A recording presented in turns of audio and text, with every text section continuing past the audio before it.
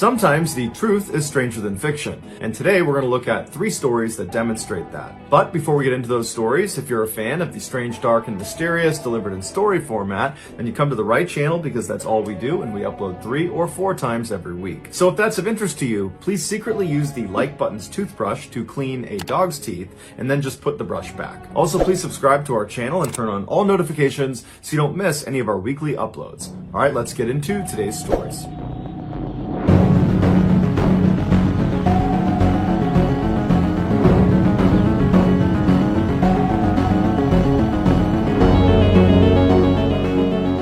In 1956, the SS Andrea Doria, which was a beautiful ocean liner, was considered to be Italy's largest, fastest, and safest ship. But those things would not be what this ship was remembered for. On July 25th of that year, the ship was sailing towards the east coast of the United States when it ran into some very heavy fog. And so, following procedure, the captain slowed the vessel down and turned on their fog whistle. A little while later, another vessel, the Swedish ocean liner called the SS Stockholm, entered the fog as well, but they were unaware of Andrea Doria's position.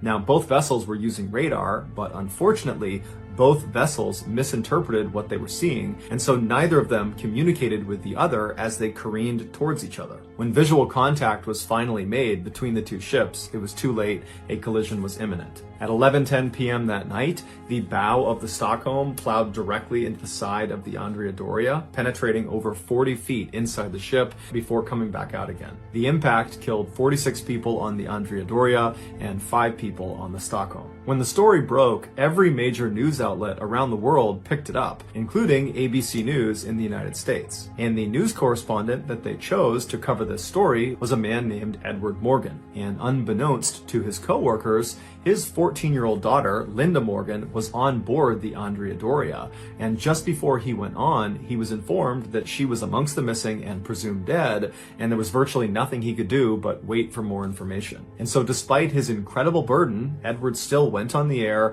and reported the story without ever losing his composure and without ever mentioning his daughter. But after he got off the air, another story began to develop about the crash. Apparently, a girl who was asleep in one of the rooms on the Andrea Doria that experienced a direct hit from the Stockholm woke up after the crash and didn't know where she was, and she began yelling out for her mother. Meanwhile, a man on board the Stockholm heard the girl's cries, and he ran towards the front of the Stockholm, which is where he heard these cries coming from, and when he got up there, he couldn't believe what he was seeing. Perched on the destroyed bow of the Stockholm was a bed, and on that bed was a relatively unhurt 14-year-old girl named Linda Morgan. It would turn out when the Stockholm penetrated into the Andrea Doria, the bow of the Stockholm scooped the bed Linda Morgan was on up and kind of dragged her into the ship, and then when it retracted out of the Andrea Doria, it brought that bed and Linda Morgan with it. When Edward Morgan found out that his daughter was the so-called miracle girl,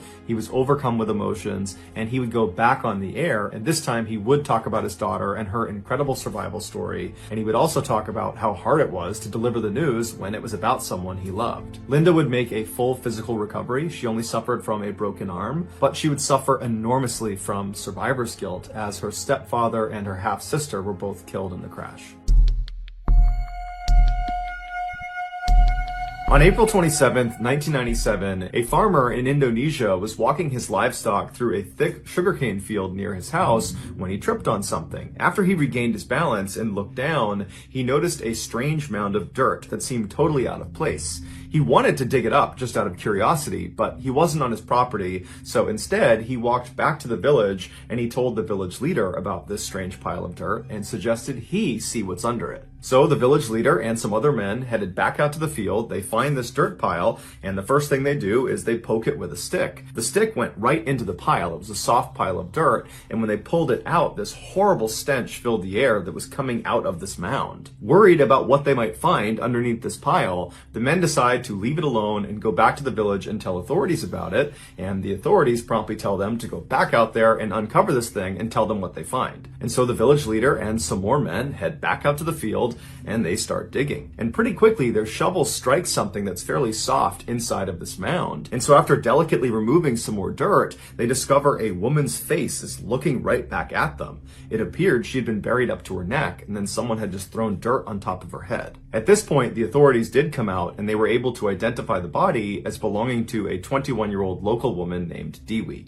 After asking around the village about this girl, the police determined the last time anyone had seen her was 3 days earlier when she had left her house to run an errand. But after that, no one knew what happened to her. Just a few hours after Dewey's discovery, a 15-year-old rickshaw driver came to the police with additional information. He said 3 days earlier, on the evening of April 24th, so the same day that people had seen Dewey last, he said she had come to him to ask for a ride. And when she got into the rickshaw, he asked where she wanted to go, and she said she did not want to tell him specifically where she was going. Instead, she just wanted him to drive in a particular direction, and she would give him more information about how to get where she wanted to go as they got closer. And so this really intrigued the driver. And so after he began going in this direction, he turned to her again and said, can you tell me anything more about where we're going? This is really weird that you're not giving me any more information. And so finally, Dewey relented, and she told him she was going to see the shaman. A shaman, in simple terms, is someone who uses magic to cure the sick. The driver did think it was odd that this girl was going to see the shaman in the middle of the night and she was being so secretive about it,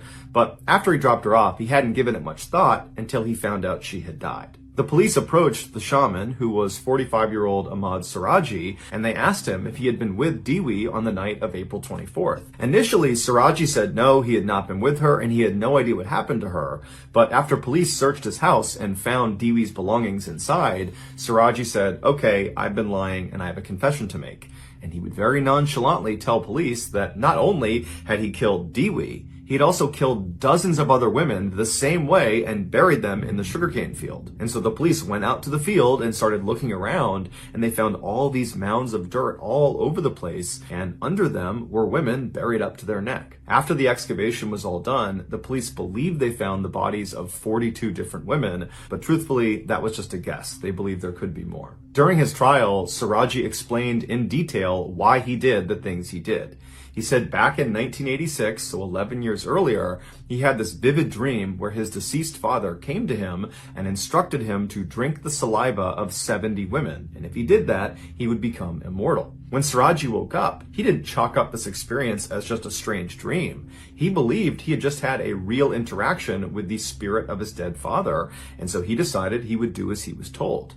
But his father didn't explain to him how he was going to extract the saliva from these 70 women. And so after thinking about it for a couple of days, Siraji decided the most efficient way to do it would be to just kill the women and then forcibly take their saliva. To find his victims, Siraji began telling people in his village that he had supernatural powers, that he was able to grant women specifically everlasting beauty and riches. And many people believed it. And so as this rumor spread not only around his village, but to surrounding areas, lots of women heard about it and came to him and requested his services. He would tell them to come back later that night when it was totally dark and to not tell anyone where they were going. Once they arrived, they would come inside of Siraji's house and they would pay him a fee that was roughly equivalent to $300. And then he would tell them he needed to perform a ritual to give them their beauty and their riches. And so they would leave his house, they would cut through a cemetery, and they would enter into that sugarcane field, and they would walk for a while until Siraji stopped them. And he would hand the woman a shovel, and he would tell her to dig a hole in the ground. And he would assure her this is part of the ritual. And so he would stand there as she dug the hole until it was about waist deep.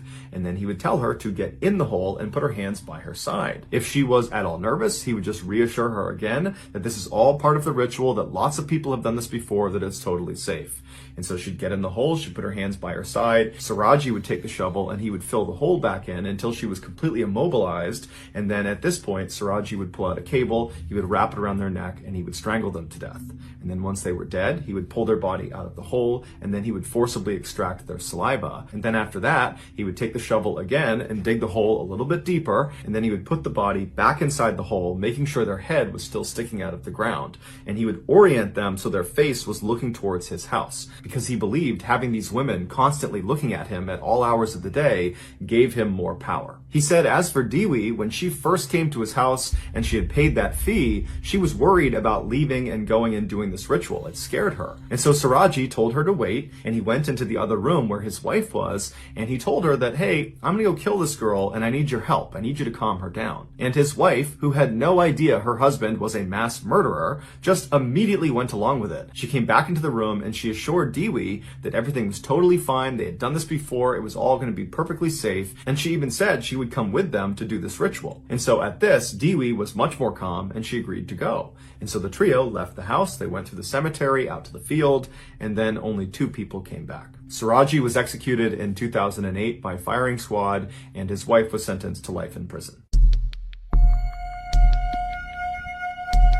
Around midnight on September 3rd, 1986, Doug Wells and his wife Kristen were pulling onto their street in western Montana when they noticed a camper parked in front of their house. Neither of them recognized the camper, and so when they pulled into their driveway, Doug got out and walked over and looked inside to see if anyone was in there. And there was a man sleeping in the front seat. Doug didn't wake him up. Instead, he went back to his wife. They talked about it, and they decided that this man must have just randomly parked in front of their house, and that most likely the next day he would leave. And so the couple went inside their house and they began getting ready for bed. At some point, Doug rounded up all the trash inside of the house and was going to bring it outside to put into the trash bin. And when he went outside, standing in his front lawn is the same guy who was just sleeping inside of the camper. And so Doug very cautiously goes down the front steps and he yells out to this guy and says, what are you doing here? And immediately the man put his hands up and said he meant no harm. He said his name was Wayne Nance, and he actually worked with Doug's wife, Kristen, at the furniture store in town. Wayne went on to say that he happened to be driving down their street earlier that day,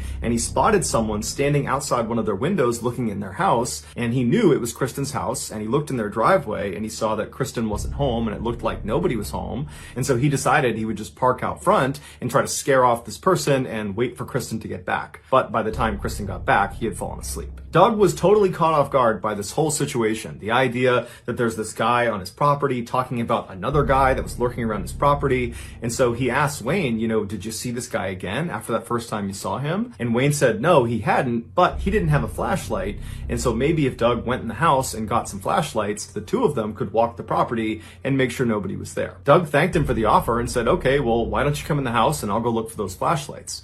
And so Doug led the way inside of his house, and as soon as Wayne got in the house and shut the front door behind him, he pulled out a metal pipe he was hiding and smashed Doug over the back of the head. Doug turned around and Wayne hit him again over the face, and before long the 2 of them were struggling on the ground. Kristen, who was upstairs, heard the commotion, and she came running down the stairs, and she sees at the bottom her husband, who's bleeding profusely from his head. He's covering himself up on the ground, while Wayne, her co-worker, is standing over him, punching and kicking him. Before Kristen could do anything, Wayne noticed her up on the stairs, and he drew a pistol and aimed it at her and told her to come down here and tie up your husband's arms and legs. Kristen, who's in shock, is just hoping this was just a robbery and that they would have their lives spared. And so she does as she's told. She walks down.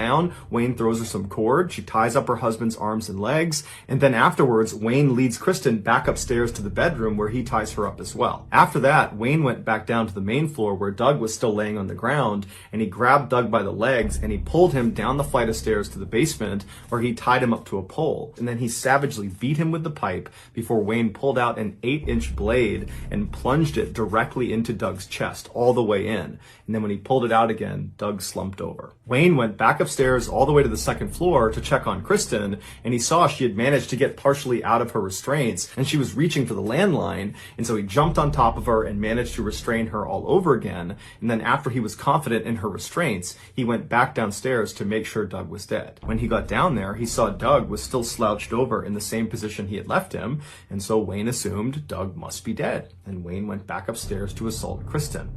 But Wayne was wrong. Doug wasn't dead. And after Wayne went upstairs that second time, Doug, despite his horrific head and chest injuries, managed to wriggle out of his restraints and then hobbled over to a workbench where he had a rifle laying out because Doug was actually a gunsmith. And so he took the rifle and he loaded it with the 1 round he found on the table. And then he walked over to the base of the stairs, he raised his rifle, and he made his way up to the main floor. He didn't come in contact with Wayne, and he looked around the first floor, he didn't see him, and he heard his wife screaming upstairs. And so he made his way way to the next set of stairs and began walking up with his rifle raised. At the top of the stairs to the second floor, there was a hallway that ran right and left out of sight. And so as Doug is making his way up, he can hear off to the left, out of view, his wife screaming in the bedroom, and he can hear the sound of very heavy footsteps running down the hall towards the landing where he is. And so Doug positioned himself in the stairwell, he took aim about chest height with his rifle, and he waited for their attacker to show himself. And so as soon as Wayne came flying around the corner with his knife in his hand, Doug just fired one shot that struck him right in the stomach. Wayne fell backwards, totally shocked at what had just happened. He began to stagger, and Doug, meanwhile, turned his rifle around like a baseball bat because he didn't have any more rounds, and he just starts walking down the hall, smashing Wayne as Wayne continues to stumble and fall and try to run away from Doug. And finally, he gets away from Doug, charges into the bedroom where Kristen is, and he grabs his pistol, and he turns around and he fires 3 shots towards the door where Doug is now standing. And Doug, he's unfazed. One round hits him in the leg, the other 2 miss. He doesn't care. He just walks up to Wayne and begins bashing his head in with the back of this rifle. He hits him so many times that the buttstock of the rifle explodes and the metal of the rifle bends like an L. And at some point, Wayne drops the gun because he's getting viciously beaten on by Doug and his rifle. And Doug sees that, he grabs the pistol, and he fires the remaining rounds into Wayne's head. Police and paramedics would show up shortly thereafter, and Doug, Kristen, and their attacker Wayne were all rushed to the hospital. Doug and Kristen would make full recoveries. As for Wayne, he would die the following day from his injuries. After the incident, the police investigated Wayne Nance to see who this guy was, and they discovered that almost certainly he had been a serial killer that was connected to at least 6 cold case murders from 1974 to 1986. But because Wayne never confessed to any of these murders before he died, the true number of people he killed is still unknown. So that's going to do it, guys. If you found the secret in today's episode, let us know in the comments what it is and where you found it. If you're the first to do that, we'll pin you at the top of the comments section. If you got something out of today's video and you haven't done this already, please secretly use the like button's toothbrush to clean a dog's teeth and then just put the brush back. Also, please subscribe to our channel and turn on all notifications so you don't miss any of our weekly 3 or 4 video uploads. If you want to get in touch with me, you can direct message me on Instagram or on Twitter. My username for both platforms is the same. It's JohnBallen416. I also have a ton of content over on TikTok where my username is MrBallen.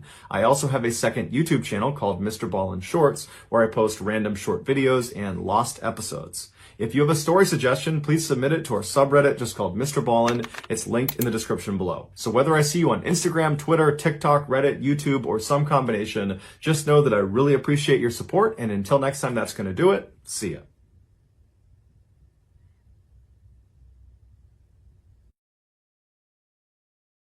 One night in August of 1986, villagers in a tiny rural town in West Africa heard a loud booming sound coming from outside.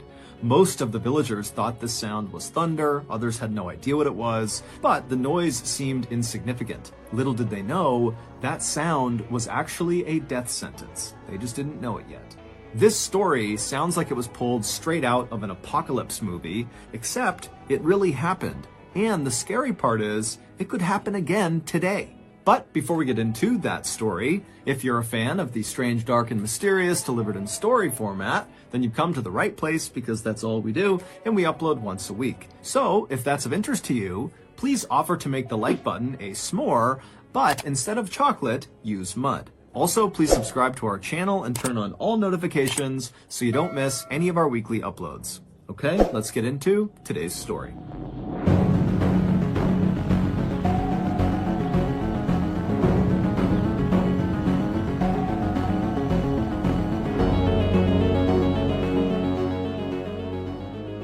Before sunrise on August 22nd, 1986, a man named Ephraim Che woke up feeling groggy and confused. As he lay in his bed inside of his small mud brick house perched up on a cliff, he tried to remember what happened the night before. He didn't know why, but he knew, something happened last night. I gotta remember it. But as he lay there kind of jogging his memory, he felt like there were holes in his memory, like he couldn't quite piece together what had happened the day or night before. However, there was one thing he distinctly remembered about the night before, and that was at some point he had heard one really loud boom of thunder outside. And Ephraim, kind of somewhere in the back of his mind, had thought, oh, it's going to rain tonight, and maybe when I wake up it'll still be raining. And then Ephraim, no matter how hard he focused, he couldn't really remember how much time passed after hearing that booming sound and then getting in his bed the night before. But at some point he remembered being in his bed and feeling kind of sick. And that was it. That was his whole memory of the night before. And so that morning, August 22nd, when Ephraim has suddenly woken up feeling confused, he rolled over and he looked out the window right nearby his bed, and he looked outside and he saw the sky was clear and the grass was totally dry. There was no indication that it had rained anytime recently. And so Ephraim is thinking to himself, something is definitely off here, but I just can't get my mind right. And so finally, Ephraim just sits up in his bed, he swings his legs out of his bed onto the ground, he stands up and practically falls over once he's on his feet. But he eventually gets himself back up, kind of steadies himself, and then he thinks, okay, I need to go check on my 4 kids and make sure they're okay. But the second Ephraim began to move in his house, it was like his body didn't obey his mind. Because moments later, instead of checking on his kids, Ephraim had wandered out his front door and was just standing out in front of his house, just kind of staring off into the distance, having no idea why he walked out there. The village where Ephraim lived was called Nios, and Nios is extremely rural. There's no electricity, there's no running water, and there's no paved roads for miles. The village is actually split into 2 parts. There's Upper Nios and Lower Nios.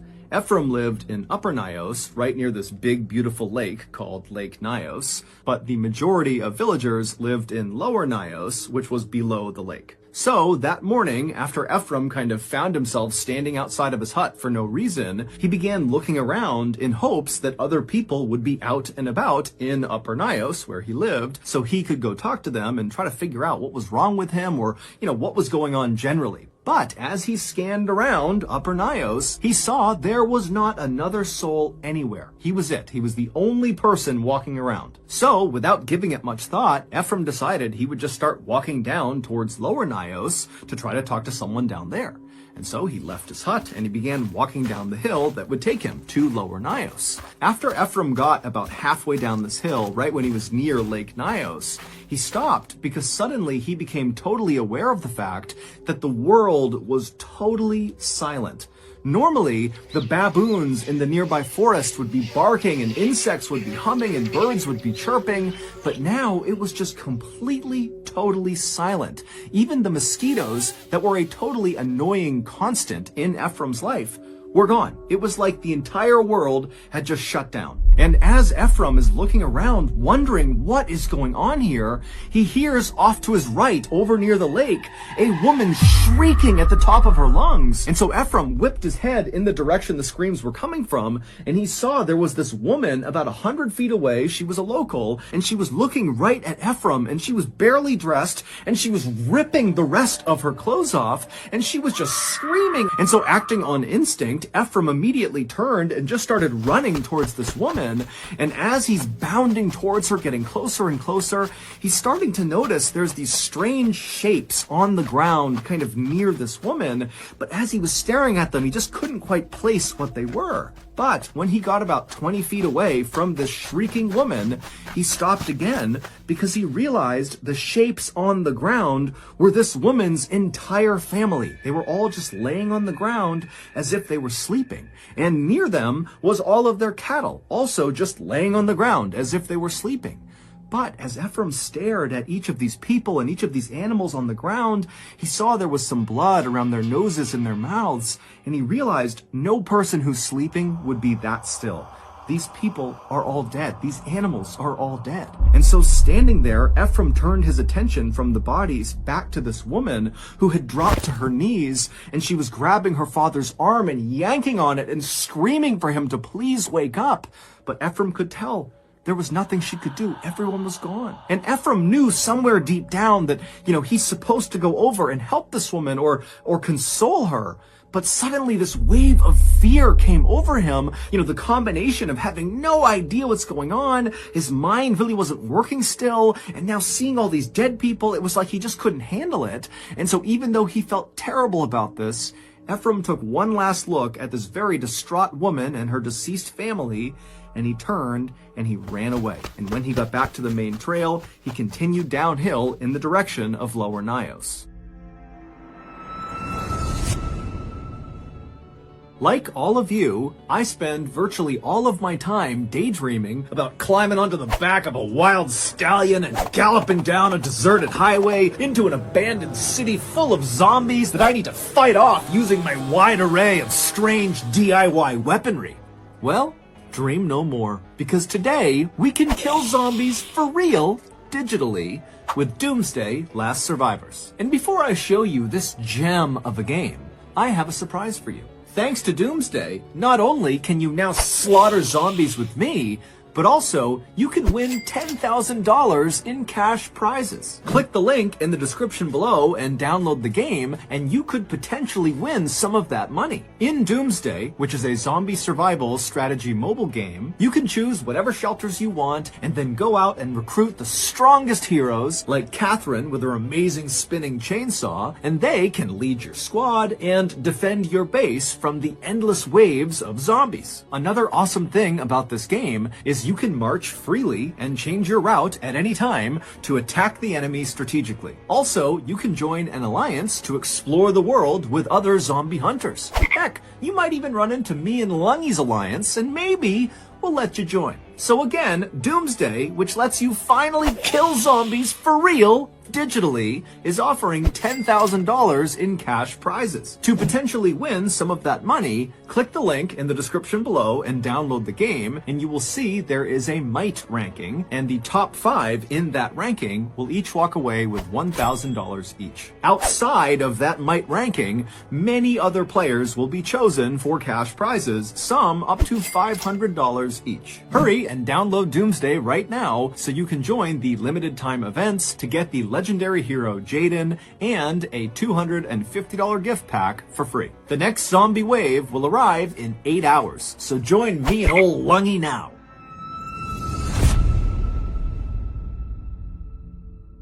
The villagers in Lower Nios lived in these tiny huts with tin roofs that were closely grouped together, and usually, even early in the morning, Lower Nios was a very happy and lively place with kids running around and animals walking in the road and music playing. But as Ephraim came down the hill and was within earshot of Lower Nios, it was deadly silent. And so with panic starting to rise inside of Ephraim, he began to run at full speed, hoping that when he turned the corner and looked down the main road of Lower Nios, he would see the people he was hoping he would see.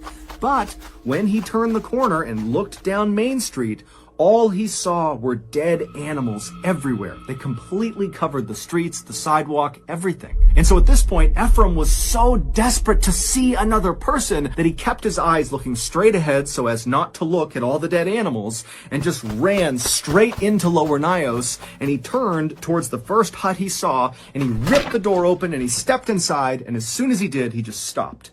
Because on the ground right in front of him was a woman who was very clearly deceased, just laying in the middle of the floor. She had a bowl of corn right near her hand as if she had been eating and then just fell dead. And so Ephraim, he's staring at this dead woman, and then he looks up and he realizes the bedroom is right in eyesight, and he can see her family in their beds. And at first Ephraim thought, oh, they're sleeping. But then as he continued to stare through the doorway into this room, he saw none of them were moving. Their chests were not going up and down from breathing.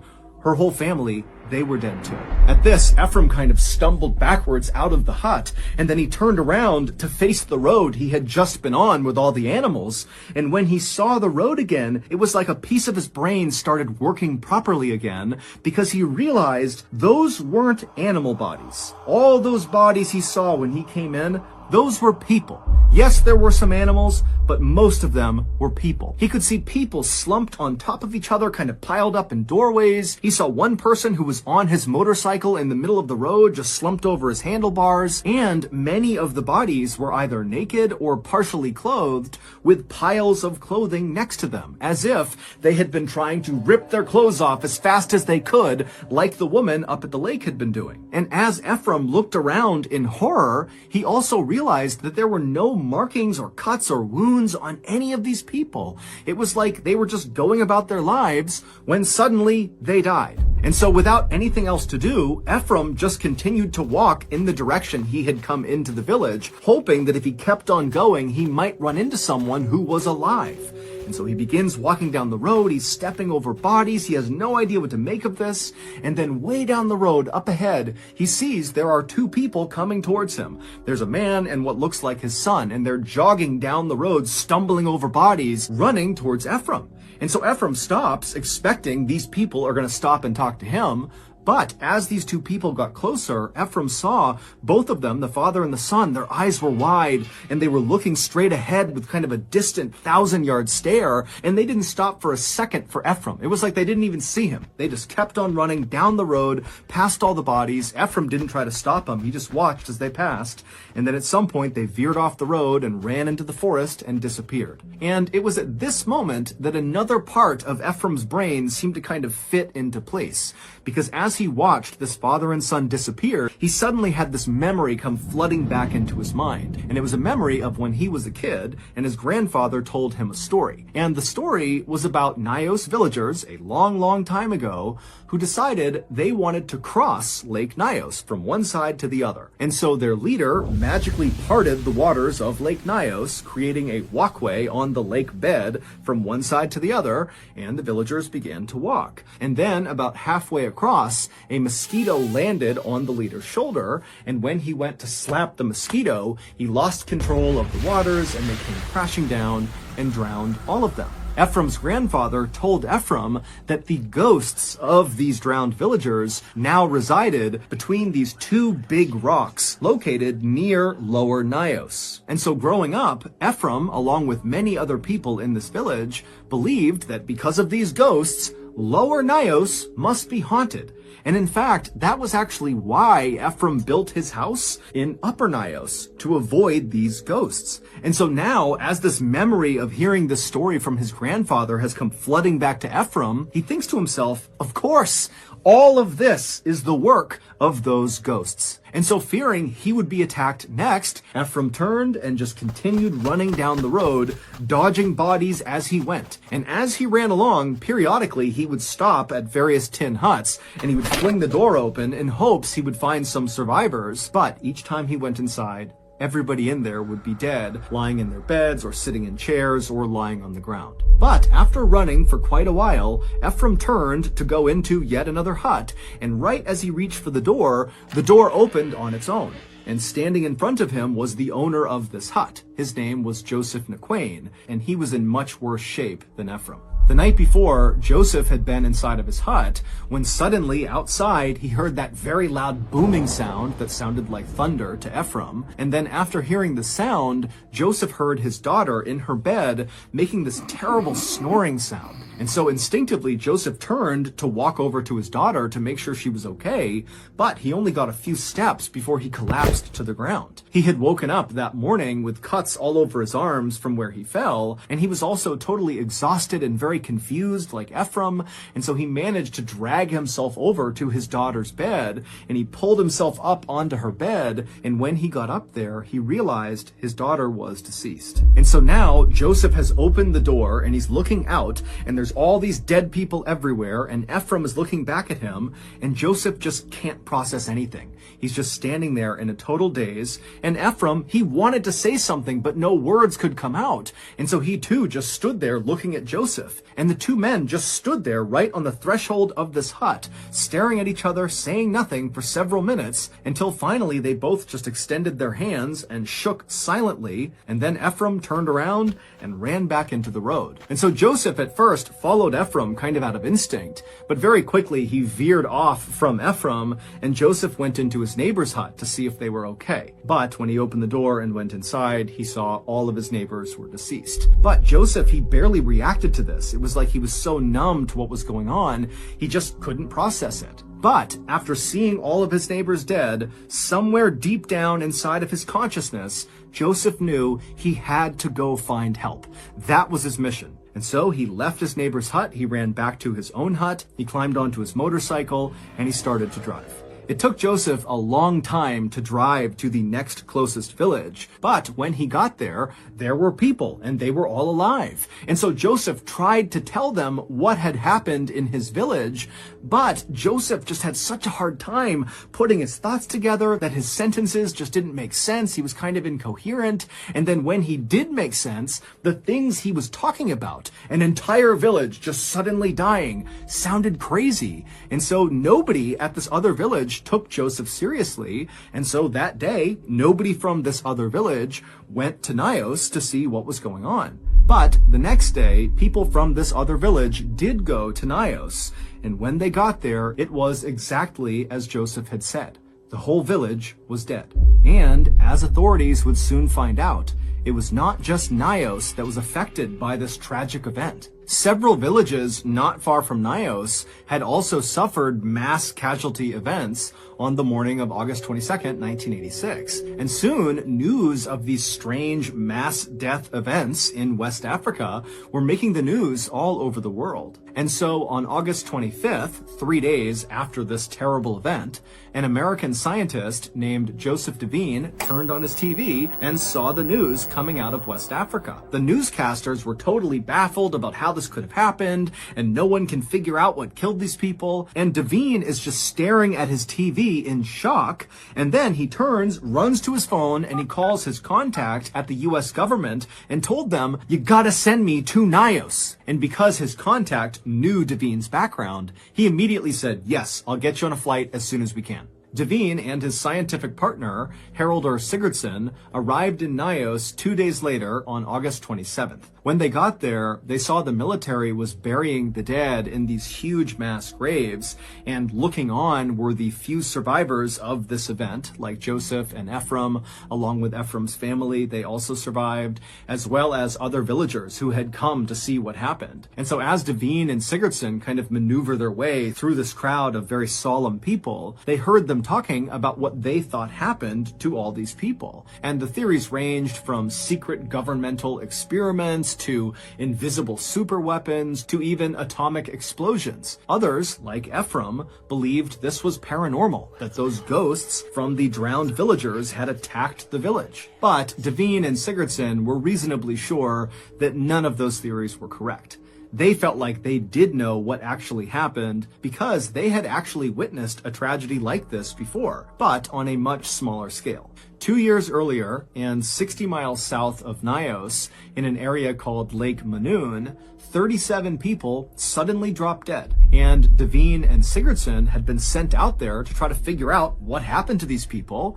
And after lots of experimentation, they came up with a theory that explained what happened. And they called it unknown unnatural hazard. They tried to warn people in the area that this could happen again. And in fact, Sigurdsson had written an entire scientific paper about this theory and submitted it to a prestigious science journal.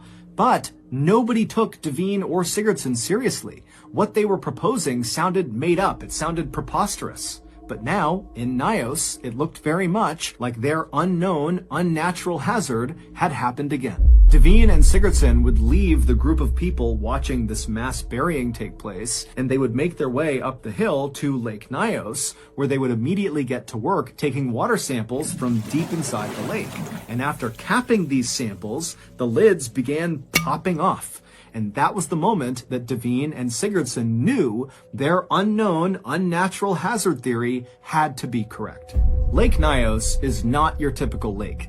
It is a crater lake, which means it sits inside of a volcanic crater, which is a big, deep, bowl-like pit that was formed from a past volcanic explosion. And because of this volcanic activity, there is carbon dioxide in Lake Nios. A lot of carbon dioxide. Carbon dioxide, or CO2 for short, is an odorless, invisible gas that we actually breathe out when we exhale. Now, if you inhale a little bit of CO2, that won't hurt you. If you inhale a little bit more, like a medium amount of CO2, you could feel dizzy and nauseous. Your skin will start to feel like it's on fire. You'll have rapid breathing. It'll be horrible, but you'll most likely survive if you stop breathing CO2. And if you breathe in a ton of CO2, you're dead. The CO2 in Lake Nios had been trapped at the bottom of the lake for as long as anyone knew. But on the night of August 21st, 1986, something happened that caused that trapped gas to be released. Now remember, on that night, August 21st, Ephraim recalled hearing what he thought was thunder outside, and also Joseph would recall hearing a loud booming sound that night. Now, we don't know exactly what that sound was, but it's safe to say that that noise, whatever it was connected to releasing the gas. Maybe it was the sound of a rock slide and big rocks plummeted into the lake and hit the lake bottom and freed the gas that way. Or maybe it was just an actual volcanic eruption inside of the lake.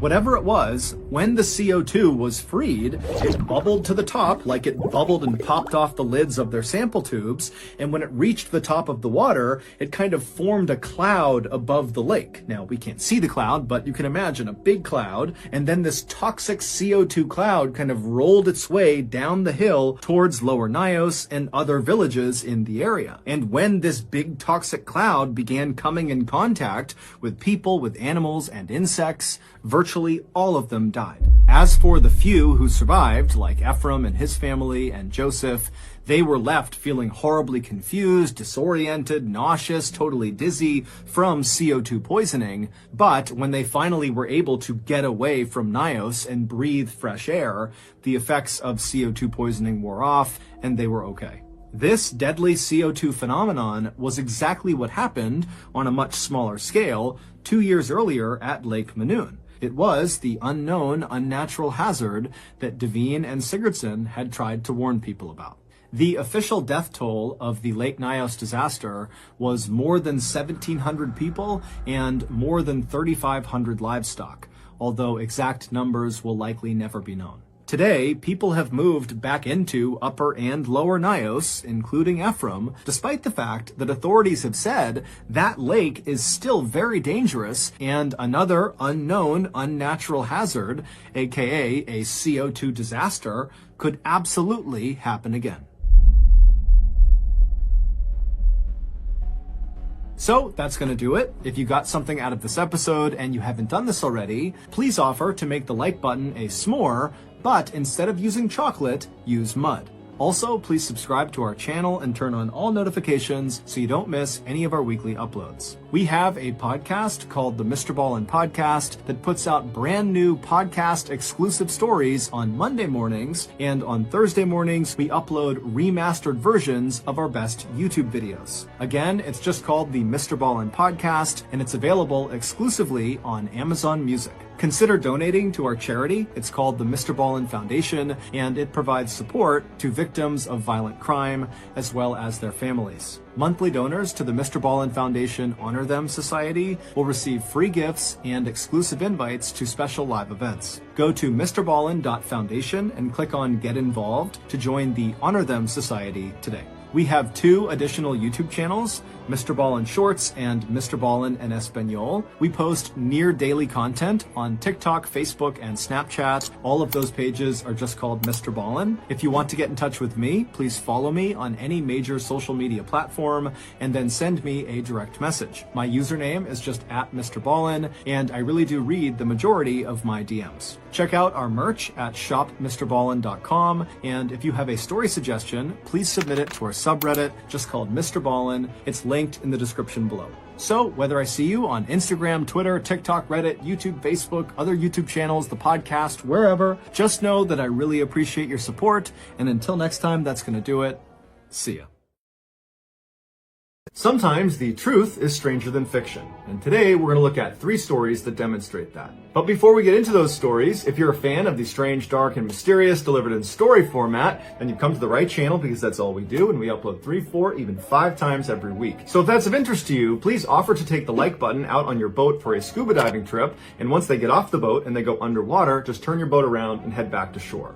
Also, please subscribe to our channel and turn on all notifications so you don't miss any of our weekly uploads. All right, let's get into today's stories.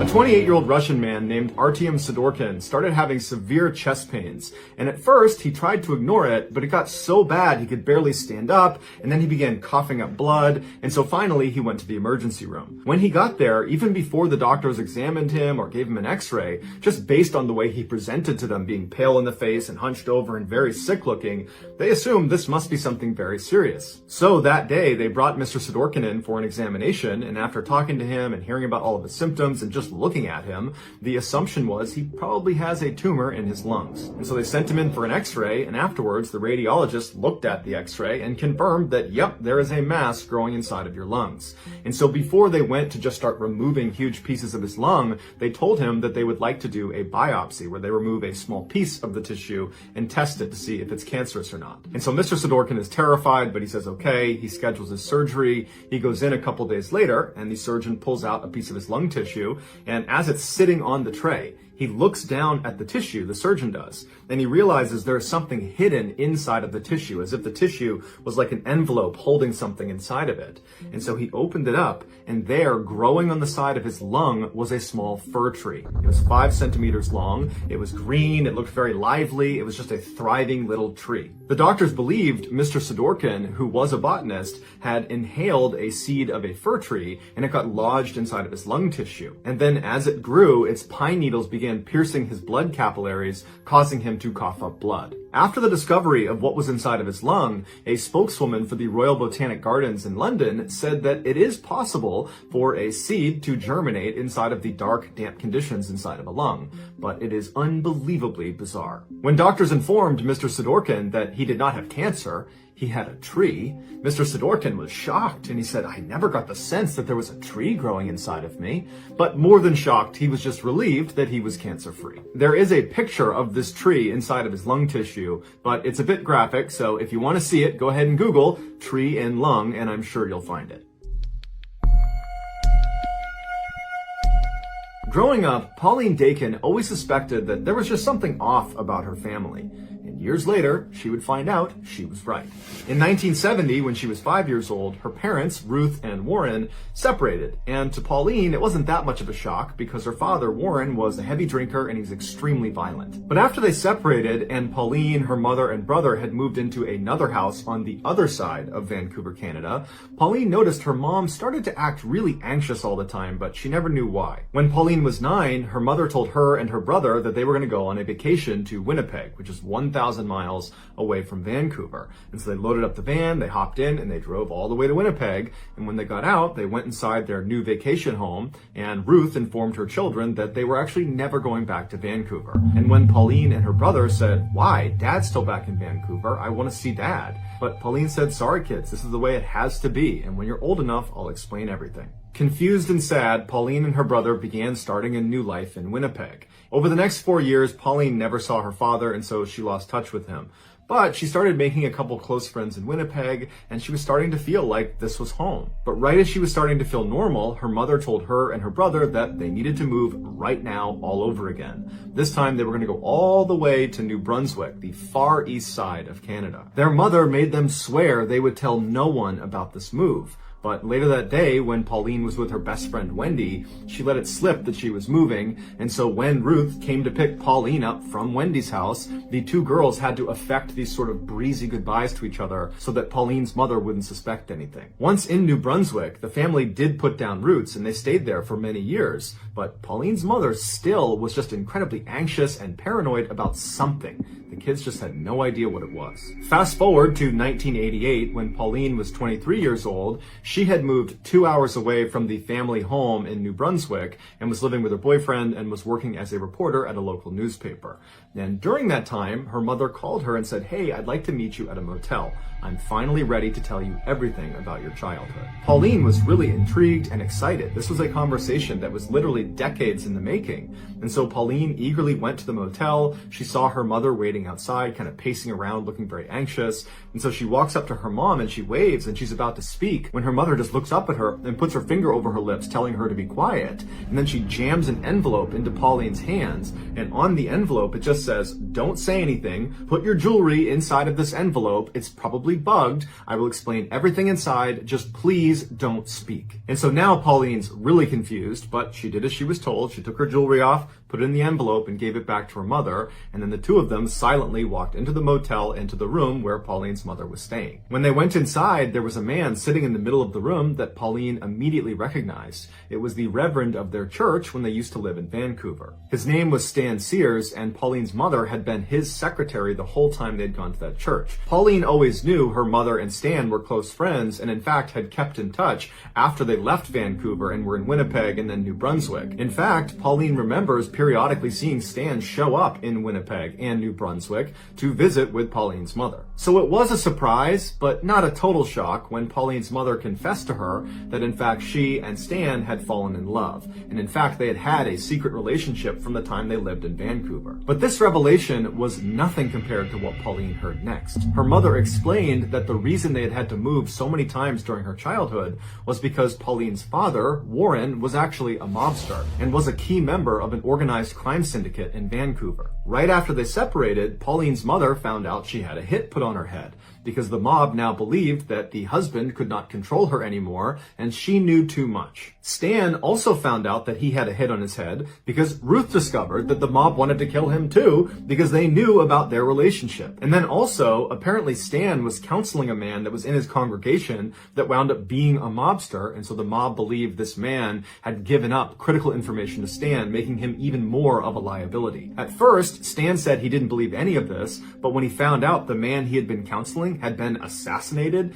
he knew it was true. They decided not to tell the police and instead go into hiding together because Pauline's mother knew what happened to families that snitched on the mob. They were made examples of. And so when Pauline and her family moved to Winnipeg and then to New Brunswick, Stan actually moved there as well in tandem, which is why Pauline had seen him periodically showing up at their house to visit with Pauline's mother. Pauline was understandably completely shocked, but at the same time, she was kind of happy to have some sort of explanation for all the strange things that had happened in her childhood. And so over the course of the next several hours, Pauline sat in this motel room with her mother and Stan and asked them every question she could think of. And she discovered that whenever she came home from school and she found her mother furiously pulling all the food out of the fridge and the pantry, throwing it all away with no explanation, that was actually because they found out the mob had tried to poison them. Or these 6 different times Pauline was unenrolled from the school she was at and then moved to a different school across town, that was because there was a credible threat the mob had discovered where Pauline was going to school. And so by the end of the weekend, Pauline not only learned about this totally crazy past she had, but she also learned that she was still in danger. And so before Pauline headed back home, she asked her mother and Stan what she should do to stay safe. And Pauline's mother said, well, that's actually the reason we called you here now, because after all these years, we were just tired of being in hiding, and so we've already spoken to the authorities, and they've moved us into a special witness protection program for families connected to the mob. When you enter this program, it's referred to as entering the weird world, where basically you're not really safe, but you have agents that follow you around that are undercover that track what you're doing and make sure there's no assassination attempt on you. And before Pauline could even ask, her mother told her that as a measure of her and Stan entering the weird world, they asked that a couple of agents monitor Pauline and her brother, even though they didn't know they were being monitored. At this point, Stan reached forward with a radio and he said, here's a radio that actually broadcasts to the agents that are following you pretty much all the time. But you should only use it if you're truly in a desperate situation, because as soon as you call out for help, there are going to be people that are risking their lives to come save you. As Pauline is holding this radio, she looks at her mom and Stan and she says, well, what happened to Dad? Is he in jail? And at this point, Pauline's mother says, no, he's not. He's in the weird world too. And she handed Pauline a letter that was from her father addressed to Pauline, and it basically spelled out that he had been moved into the weird world and he was looking forward to Pauline joining them at some point when she was ready. So now Pauline has this radio and this letter, and she's looking at her mother and Stan, and she's just totally overwhelmed, and her mother just tells her, go home, think about what you want to do next, and if you want to join the witness protection program and join the weird world with us, just let me know and we'll make it happen. And so Pauline, who's in a total state of shock, gives her mom a hug and gives Stan a hug and says, okay, bye, I'll be in touch. And she leaves the motel and she gets in her car and she's about to back up when she looks and sees Stan running outside holding something in his hand. And so Pauline stops, Stan runs up to the window, and he says, "Hey, I forgot to give you this." And he held up this round piece of metal that he told her was a GPS transponder. It was magnetized, and she should put it out of sight underneath her car. And what it does is it constantly gives off her location to the agents that are following her. So if she was in trouble, it would be easier for them to find her. And so Pauline thanked him, put the transponder under her car, and Stan went back into the motel. And so Pauline went back home with the intention of just digesting this information, knowing that she was being watched, she had this radio, she was, relatively safe, and her plan was to just give it a couple of days before she committed to joining the witness protection program and joining the weird world. But after only a couple of days, her paranoia was so high that she dumped her boyfriend, she quit her job, and she moved out of her house into a separate apartment, and she called her mother and said, "I can't take it anymore. I feel totally unsafe. I want to join the weird world." Her mother and Stan were delighted at her decision, but they told her it wasn't a simple process getting into the weird world, that a lot of people were involved in her basically giving up her old life and entering this new one. And so Pauline's mother told her that she would be in touch with one of her agents, and they would contact Pauline when it was time for her to go. And so anxious and scared, Pauline began to wait and wait and wait. And her mother said, "Oh, just give it some time. They'll be in touch soon." But the waiting dragged on for 5 years. And in that time, Pauline met a new boyfriend, Kevin, who became her husband. And in conversations with him, Pauline started to doubt this whole mafia thing was even true. And so she decided, in order to find out if this really was a real thing, that the mafia was actually after them, that Pauline would need to set up a sting operation on her mother and Stan. And so Pauline called her mother and very convincingly told her that, "Oh my goodness, someone just broke into my apartment. I think it was someone from the mafia. I don't know what happened, but can you tell me what to do? Should I call the police? What do I do?" And her mother said, "No, don't call the police. Whatever you do, don't call the police. I'm going to get in touch with Stan and see if he knows what to do." And just a couple of minutes later, Pauline's mother called back and said, "Okay, honey, I spoke to Stan, and he spoke to the undercover agents that sit outside your house and have been watching you for all these years. And they said that, yes, unfortunately, not one, but 2 men from the mafia broke into your house today. But luckily, they went up, they grabbed them, they're in custody, so you're safe now." And Pauline said, "Mom, I made that up. No one's been in my apartment. I've been here the whole day. I lied to you. No one broke in." And it was at this point that Pauline realized her mother and Stan had been living a lie since she was 5 years old. There was no mafia. Her father was not a mobster in some Vancouver crime syndicate. It was all made up. It would turn out Stan was suffering from something called delusion syndrome, where totally normal people that are totally lucid and have normal lives have one distinct delusion. And sometimes that delusion is not a big deal.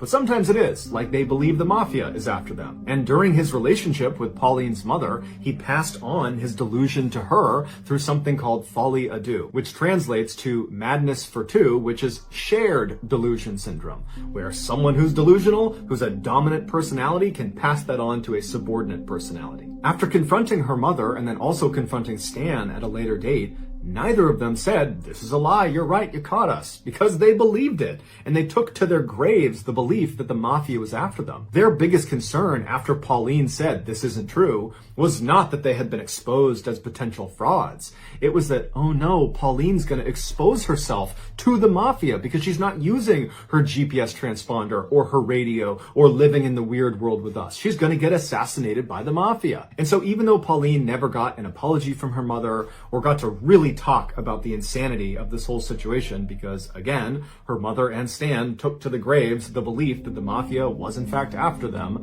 Pauline ultimately made peace with the situation by writing a best-selling memoir called Run, Hide, Repeat. It is linked in the description below. Check it out. In November of 2004, 52-year-old Peter Porco and his wife, 54-year-old Joan Porco, were like so many other middle-aged, middle-class Americans. They lived in Del Mar, New York, in a comfortable 2-story home, and they worked for a living. Peter was an appellate court clerk, and Joan was a speech pathologist. They had been married for over 30 years, and they had 2 sons. Christopher was a 21-year-old student at the University of Rochester, and his brother, Jonathan, was a 23-year-old naval officer stationed at a submarine base in Groton, Connecticut. On Monday, November 15th, 2004, Peter woke up to start his typical Monday morning work routine. He got up, he got out of bed, he went into the bathroom, he relieved himself, he looked in the mirror, he shaved, he got dressed in his work clothes, he went downstairs, he put on a pot of coffee. While the coffee was brewing, he unloaded the dishwasher and then put the dirty dishes into the dishwasher and started it. He wanted to get his newspaper, so he went outside, he got his newspaper, but he realized he locked himself out of the front door, so he got the spare key out from underneath the mat, opened the front door, went inside, he sat down, had some coffee, read the newspaper. After a few minutes, he put his coffee cup in the sink, he packed himself a lunch in his lunchbox, and then he headed for the door to head for work. Peter was known as a very reliable employee who was also very punctual and rarely missed work. So when he didn't get to work that Monday morning, the court was a little bit confused. They called him to see if he was okay. He didn't pick up. So they dispatched a court officer to go make sure he was okay. And so the officer arrives at his house. He sees cars in the driveway, the front door shut. He goes up, he knocks on the door. Nobody answers. He tries the handle of the front door. He realizes it's open. So he opens the door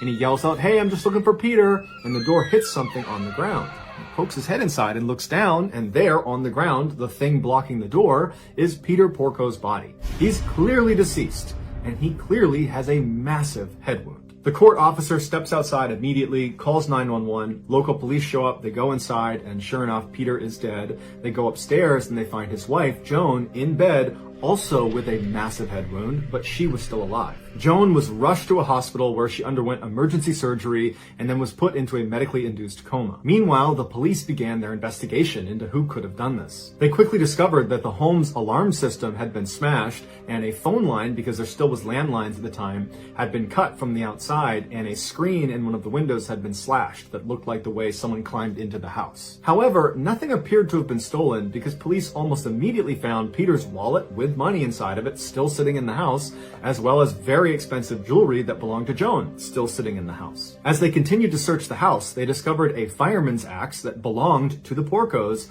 hidden inside of one of the bedroom closets, and it was very clear this was the murder weapon. The Porco sons had been away during this attack. John was on his submarine in Connecticut, and Chris was at the University of Rochester. And in fact, Chris found out about the attack on his parents when he saw a news report, because this story of this innocent, typical-seeming American couple in a quiet suburb getting struck down by some axe-wielding maniac had gone totally viral, and it was all over the news. And so Chris called the police to get more information about his parents' death. Here's the recording. Hi, my name is Chris Porco. I was just called by the Times-Union saying that my parents were found dead this afternoon. I was wondering if you had any information for me. Hey, Chris, whereabouts are you? I'm at school in Rochester, New York. Okay, you're in Rochester? Yes. Okay, and you're hearing from the Times-Union?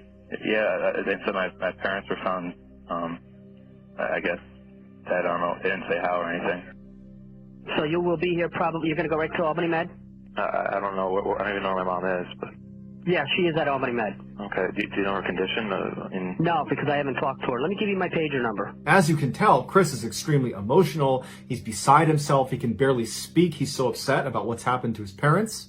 No, actually, he sounds as calm as if he's ordering a pizza, because Chris Porco was actually a psychopath, and he was the one who attacked his parents with the axe. As it turns out, Chris was failing at school and taking out huge loans in his father's name by forging his signature, and his father found out about it. So Mr. and Mrs. Porco write their son a strongly worded email where they tell him this behavior has to stop, and they're very disappointed in him, but they love him and they will help him get back on his feet. Chris responded by driving home in the middle of the night, sneaking into his house and attacking his parents with an axe. While this case is already disturbing and horrific and tragic, it's what happens to Chris's father after the attack that makes it one of the most brutal cases of all time. After being struck 16 times in the head and laying unconsciously in his bed as his son snuck out of his house, Peter suddenly sat up and began his morning routine. He got dressed, he went to the bathroom, he shaved, he went downstairs, he made coffee, he did his chores, he went outside to get the newspaper, he got locked out, he got the key from under the mat, went back inside, he packed his own lunch. When he was finally ready to go, he headed for the door and then he collapsed and he died. Due to the severity of Peter's head wound, his brain was basically broken and it was unable to recognize he had been gravely injured. So in his final moments, he believed it was just a typical Monday morning going about his work routine when in reality, he had a gaping head wound and he was basically dead after the 16th blow to his head. One of the more surprising and heart-wrenching details of this case is that Joan Porco, she did survive the attack, and after she came out of that medically induced coma, she said she forgot all the details of the attack, even though when she was discovered in her bed, she did indicate that Chris, her son, was the attacker. Nonetheless, she got together $250,000 to post Chris's bail, and she allowed him to come stay with her during his trial. And the two attended the trial together, walking into the courthouse hand in hand. Chris was very quickly found guilty of killing his father and attempting to kill his mother, and he was sentenced to 50 years to life in prison. Despite the verdict, Joan Porco still speaks to Christopher over the phone and frequently visits him in prison. It's unclear if she still believes he is innocent. So that's going to do it, guys. If you found the secret in today's episode, let us know in the comments what it is and where you found it. Give us a timestamp, and if you're the first to do that, we'll pin you at the top of the comments section. If you enjoyed today's video and you haven't done this already, please offer to take the like button out on your boat for a scuba diving trip. Once they get off your boat and they're underwater, turn your boat around and head back to shore. Also, please subscribe to our channel and turn on all notifications so you don't miss any of our weekly 3, 4, even 5 video uploads. If you want to get in touch with me, you can direct message me on Instagram or on Twitter. My username for both platforms is the same. It's JohnBallen416. I also have a ton of content over on TikTok where my username is MrBallen. I also started a second YouTube channel called MrBallen Shorts where I post short videos. If you have a story suggestion, please submit it to our subreddit just called MrBallen. It's linked in the description below. So whether I see you on Twitter, Instagram, TikTok, Reddit, YouTube, or some combination, just know that I really appreciate your support, and until next time that's going to do it, see ya. Even if the beginning of the story feels a little bit dry, trust me when I say you want to stick around for the ending. This is easily one of the wildest stories on this channel. But before we get into today's story, if you're a fan of the strange, dark, and mysterious delivered in story format, then you've come to the right place because that's all we do, and we upload 3 or 4 times every week. So if that's of interest to you, please invite the like button to come over your house to play Call of Duty with you, but then give them the NES Duck Hunt remote as their controller. Also, please subscribe to our channel and turn on all notifications so you don't miss any of our weekly uploads. All right, let's get into today's story.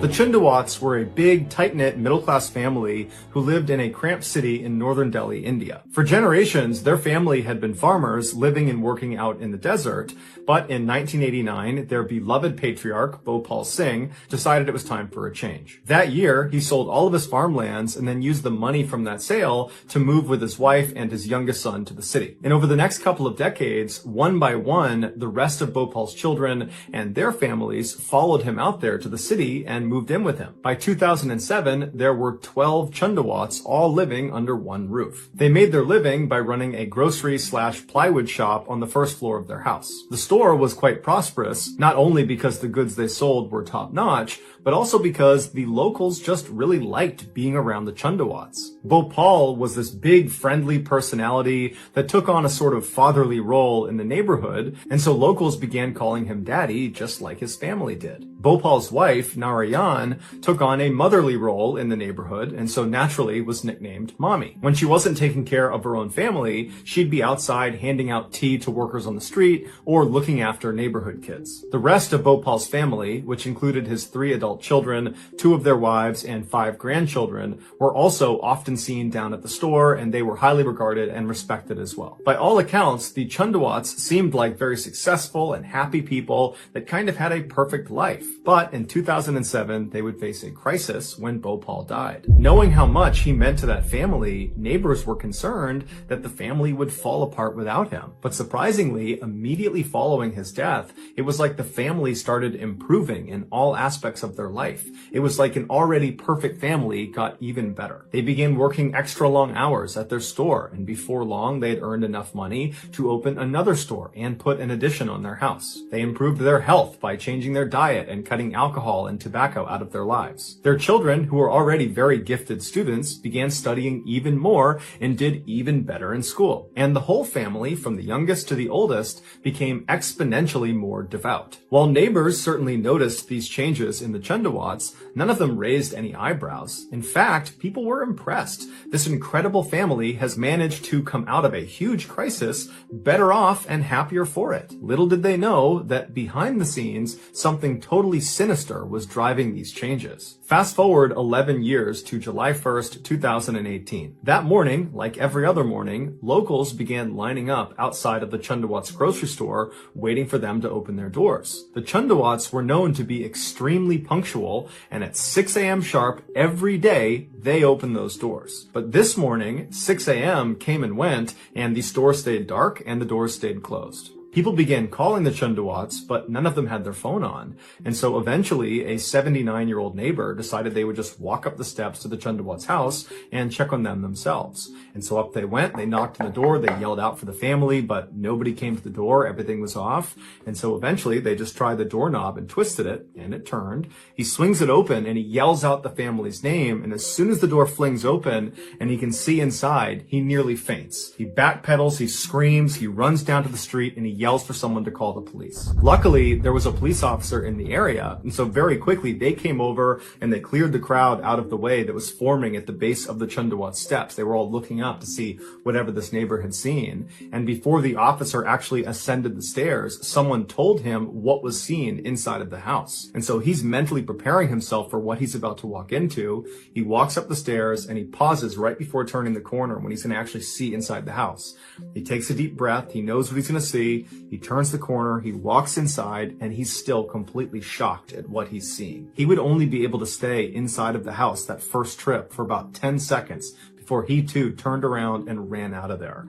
He would say it was just too much. It was one of the worst things he had ever seen, and that he hopes he never has to see anything like that ever again in his career. Eventually, the police would go back inside the Chundawats' house, and after looking around, they would find 11 hidden diaries. And in these diaries would be the full, awful story of what happened to that family. In the first few days following Bhopal's death in 2007, the family called a priest to lead them in a prayer honoring their lost loved one. And during this prayer, Lalit, who was Bhopal's youngest son, at the time he was in his 30s, he began chanting. And as soon as he did, the rest of his family stopped what they were doing and just stared at him. They couldn't believe what they were hearing.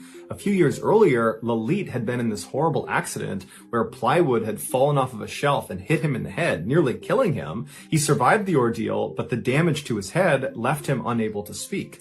But now, here he is chanting and speaking. And so as his voice grew stronger and stronger as he was doing this chant, the other family members just continued to watch him and listen to him. And then they began whispering to each other, "Daddy has returned." Following this prayer session, Lalit kept his voice, and he began keeping a diary, the first of the 11 he would ultimately fill. The first few entries in that first diary were fairly normal. They were just reflections on his day or on his life. But pretty quickly, the entries took a major turn. The first strange entry occurred on September 7, 2007. To that point, Lalit had been writing in kind of narrative format about his life and whatever it was he was writing about, but it just kind of abruptly stopped, and in its place was this really deliberate instruction for his family. It said they all needed to get a black and white photo of Bhopal, their patriarch, and put it in front of them, and then pray they're able to rid themselves of their old habits. From this point onward, the diary entries became more frequent, and they stayed in this kind of strange instruction format for the family. It was like it was a growing list of rules for the family to follow. And the tone of these instructions that Lalit is writing out in this diary became more and more aggressive and punitive and hectoring. It was like the family was being punished. But the family appeared to obey all of these instructions. And this was because Lalit told his family that Bhopal had come back from the dead, he had given Lalit his voice back, and he had spoken to Lalit and explained to him that the reason he was back is because he wanted to save his family's souls. Lalit explained that at night, Bhopal would possess his body, and then using Lalit's body, he would write these instructions in the diary for his family to follow. And the idea was, if you follow these instructions, that will set you on the path to saving your soul. His instructions were at first just simple ways to honor Bhopal, but quickly they became really specific directives of how each of the family family members needed to live their life on a day-to-day basis. There were instructions about which food they were allowed to eat and when they were allowed to eat it. There were instructions about which things they could sell in their store, and there were instructions on how to invest their profits, and there were countless instructions on how they should be praying and when they should be praying. Every night, just before 9 p.m., the family was instructed to stop whatever they were doing and head back to the house, and if anybody asked them what they were doing, they were supposed to tell them that grandfather was coming. And so they would all convene in a room inside of their house, and they would wait, and then at some point, Lalit would walk into the room, he would sit down in front, and then right at 9 p.m., he would become possessed by Bhopal, and then Bhopal would lead a 15 to 30 minute long prayer. Eventually, Lalit began observing a vow of silence, and he told his family that if and when you hear my voice again, it's not Lalit, you're only hearing Bhopal. In the eyes of his family, Lalit was no longer Lalit. Lalit had become Bhopal, or I guess Bhopal had become Lalit. But either way, Bhopal was back, and so with the exception of Lalit's mother, everyone in his family began referring to him as Daddy. Over the years this went on, the neighbors did pick up on the family's strange behavior, specifically Lalit's strange behavior.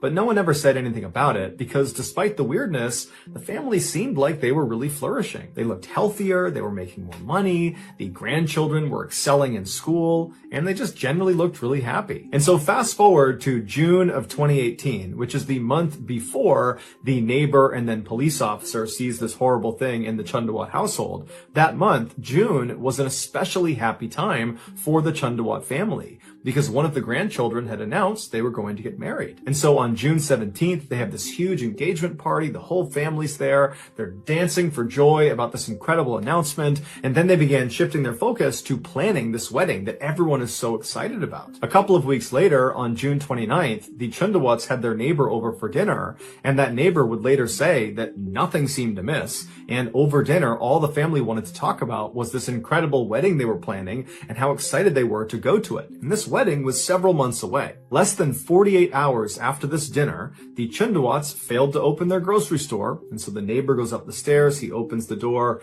and he sees 10 members of the 11-person Chundawat family dangling from nooses in the front hallway. They were hanging very close together in a circular pattern that looked very intentional. Their hands and their feet were bound, they were blindfolded with strips of cloth, their mouths were taped shut, and their ears were packed with cotton balls. On the ground underneath them were black stools that had toppled over. The 11th and final member of the Chundawat family, which was the 77-year-old widow of Bhopal, was found dead laying in a bed nearby with a belt right next to her. The initial thought by police is this was a mass murder, but after reading the last few entries of Lalit's final diary, they realized it wasn't. Lalit had convinced his family that just abiding by Bhopal's strict instructions that he gave them in the diary, that was not enough to save their souls. What they needed to do was participate in a ritual he was calling Vat Tapasya, which means worship at the hanging roots of the banyan tree. 8 days before their bodies were found, the family, who agreed to do this ritual, began practicing for it.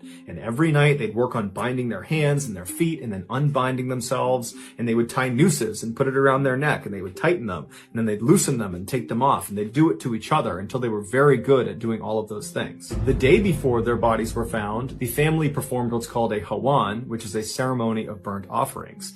And then afterwards, they ordered food and then tied their dog up outside. At 10 p.m., one of the grandchildren and her mother left the house and went to a store and then were caught on camera walking back to the house carrying these black stools that they would later use in the ritual. Just after midnight, it was time for the family to get in position. The parents helped their children put on their bindings, they got them up on their stool, and they put their nooses around their neck and cinched it down tight and told them to wait. And then afterwards, they did the same thing to themselves. At this point, Lalit's mother most likely realized she was not able to climb up onto the stool because she was hurting or she was tired, and so a decision was made to move her into the bedroom. And so she, along with Lalit and Lalit's wife, Tina, walked into the bedroom, and once she was laying down on the bed, Lalit put a belt around her neck, and then he and Tina pulled on it until his mother went still, and then afterwards he took the belt off, put it next to her, and then Lalit and Tina casually walked back towards the front hallway where the 8 other family members were now in position. They're blindfolded with cotton in their ear,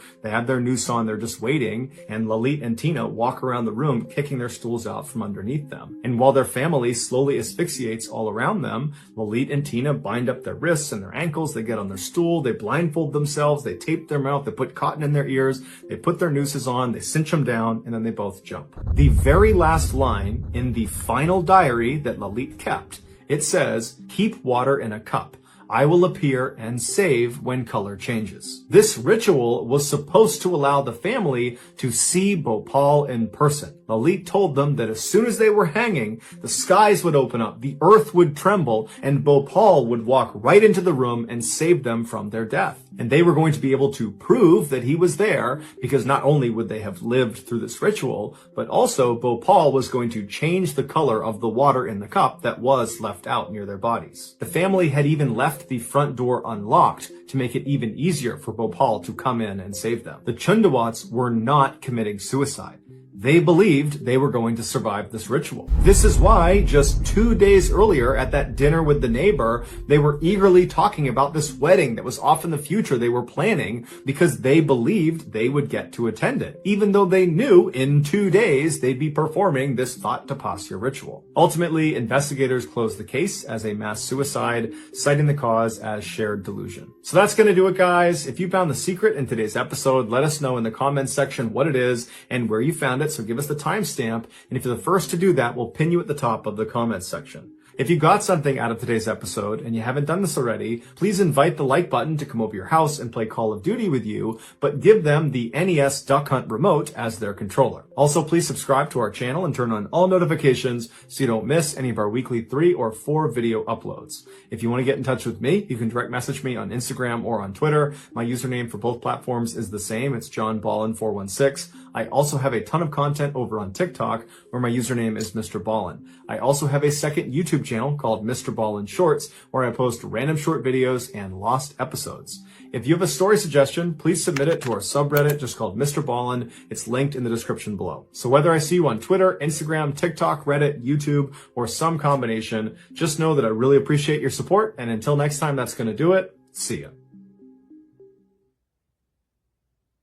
Today's stories are about how sometimes doing what you think is the right thing can actually be the most dangerous choice you can make. But before we get into today's stories, if you're a fan of the strange, dark, and mysterious delivered in story format, then you've come to the right place, because that's all we do, and we upload 2, 3, even 4 times every week. So if that's of interest to you, the next time you're walking into a building and the like button's right behind you, obviously following you, make sure to turn around, make eye contact, and then shut the door. Don't hold it for them. Also, please subscribe to our channel and turn on all notifications so you don't miss any of our weekly uploads. Okay, let's get into today's stories.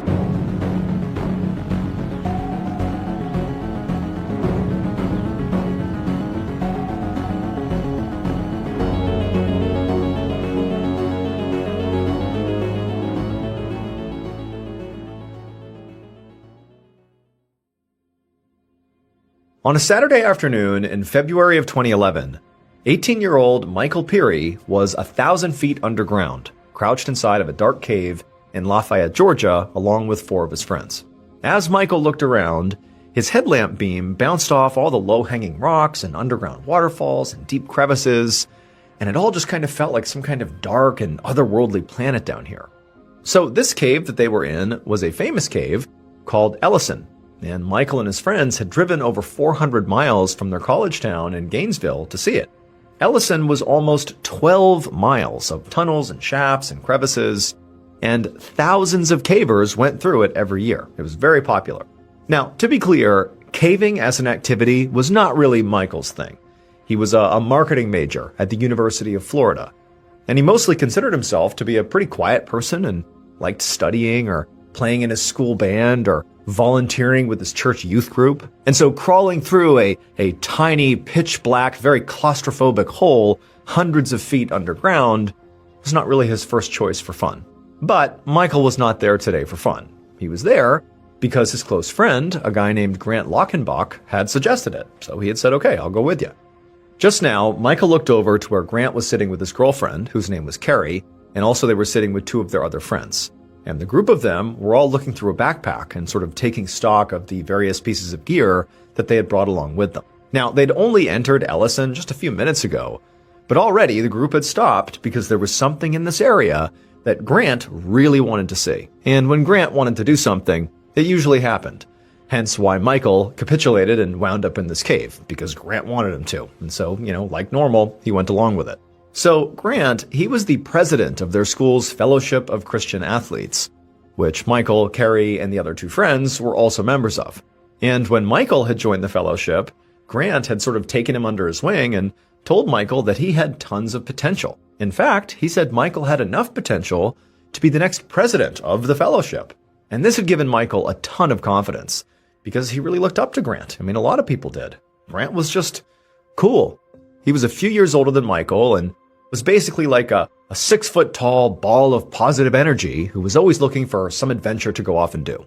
Grant had been exploring caves as a hobby for the last 3 years, and he was actually really the only member of their group with any real caving experience. And it was actually this lack of experience amongst the other people that were with Grant, including Michael, that was the reason they were going through an easier tunnel within Ellison that was basically a straight shot through the mountain and did not require much gear like rope or climbing equipment. It was like very beginner. But despite that, despite the low level of difficulty of the caving route they had chosen, they'd brought that stuff anyway, all that extra equipment, because along this easier route, at the place where they were now stopped, was the entrance to a vertical shaft that Grant specifically wanted to climb down, even if he went alone.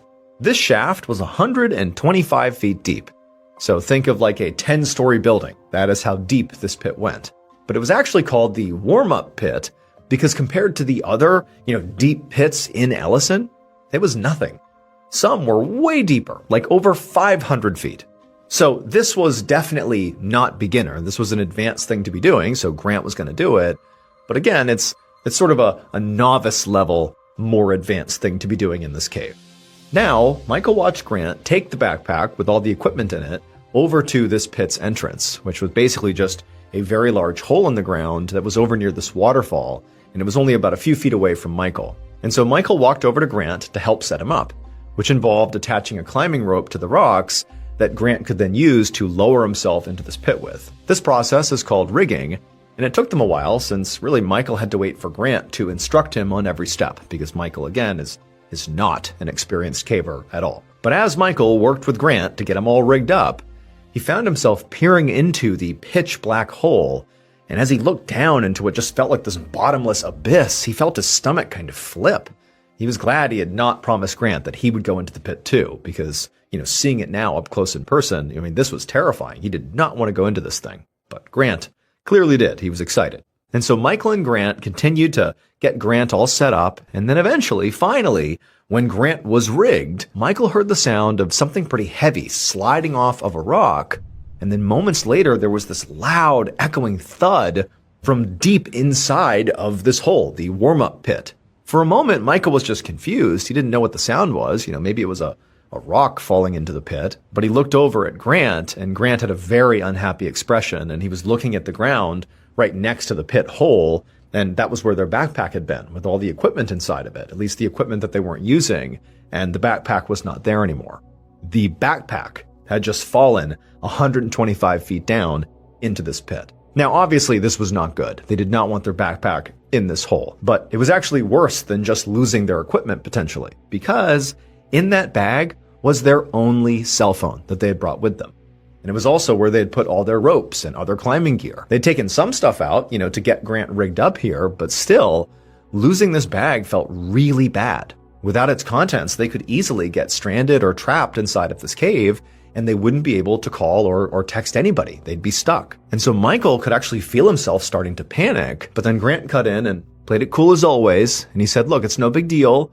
He would just go down there and he would get it. He was going into the hole anyway, and he was rigged up after all, so he would just go down and retrieve the bag. It would be fine. And then before Michael or, Grant's girlfriend or the other friends could say anything, Grant just, strapped on his harness and a pair of ascenders, which were climbing tools that would help him move down the rope in a controlled way, and he began sort of positioning himself to go down into this pit. And Michael just watched Grant in complete awe.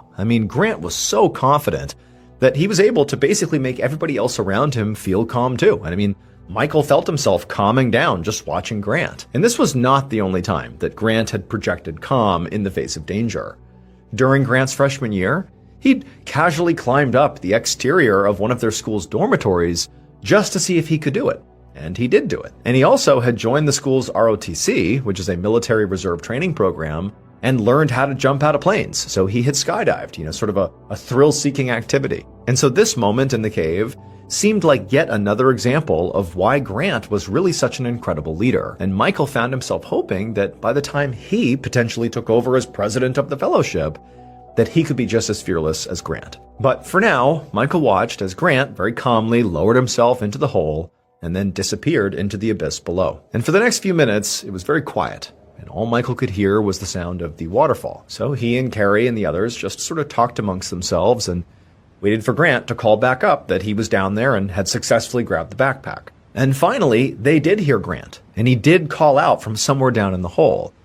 But Michael couldn't really understand what Grant was saying because the waterfall that was kind of blasting nearby was really loud, and also Grant's voice echoed around the cave, which made it hard to tell what he was saying.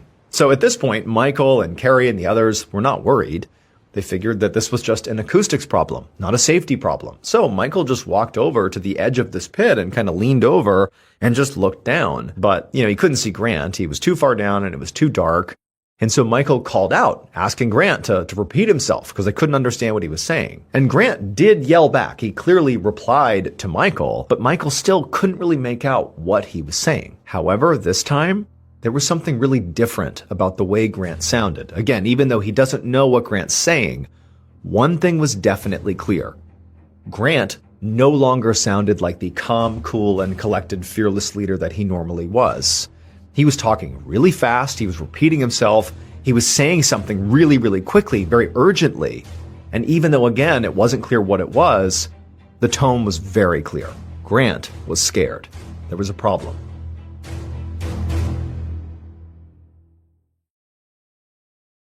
Now, obviously, problems arise when you are rappelling into a 125-foot hole underground in this cave. That, problems can happen. But for Michael and the others, when they sort of realized that something was wrong for Grant, it was really shocking. I mean, Grant is the guy that got other people out of problems. He was the calm guy. Nothing rattled him. And so just to hear him basically panicking, it was really unsettling for those at the surface. And so Michael and the others, they're kind of hit with this sudden realization that, one, it's very unsettling to hear Grant sounding this way, but worse, two, is they're not cavers. They can't go into this pit and save Grant if he needs saving. Not only because they lacked experience, but also all the caving, all the climbing equipment was in that backpack that fell into the pit that's down there with Grant. So there's no way they can realistically help him if he is in any sort of trouble down there. And also, their one cell phone is down in that backpack in the pit. And so unless Grant can figure out whatever problem he's got and get back up here on his own, Michael and the others, without even saying it, knew like they were kind of helpless. And so as this realization is setting in for Michael and the others, Grant goes from trying to talk to them, even though, again, they can't tell what he's saying. He just sounds sort of panicked, to straight up screaming. He's screaming for them. Something is horribly wrong. And so Michael and Carrie, they start yelling down to Grant, trying to get him to clarify what's going on, but you have this waterfall that's causing all this noise and splashing everywhere. It's dark, and Grant clearly is so panicked that he's not even listening to them, and so it's chaos, it's madness. And so Michael and Carrie, they turn to the other two friends, and they say, look, we're going to stay here at this hole and wait for Grant. You two leave the cave, go get help. And so the other two, they rushed off to do just that, while Michael and Carrie just sat there listening to Grant getting more and more hysterical by the second, somewhere down in this hole. They still have no idea what's wrong, but clearly there is an emergency here. And so for a little while, after the friends have gone off, Michael and Carrie, even though they're not really talking to Grant because he's just kind of rambling and yelling and screaming, they can't understand him, they're just kind of shouting down into the hole that everything's going to be okay. We've sent to get help. It's going to be okay. You're going to get out of here soon. They have no idea if he can hear them or understand them. They're assuming that the acoustics are bad down there too. Again, the sound of that waterfall is so loud. It's so dark. And so they're just like having this awful moment.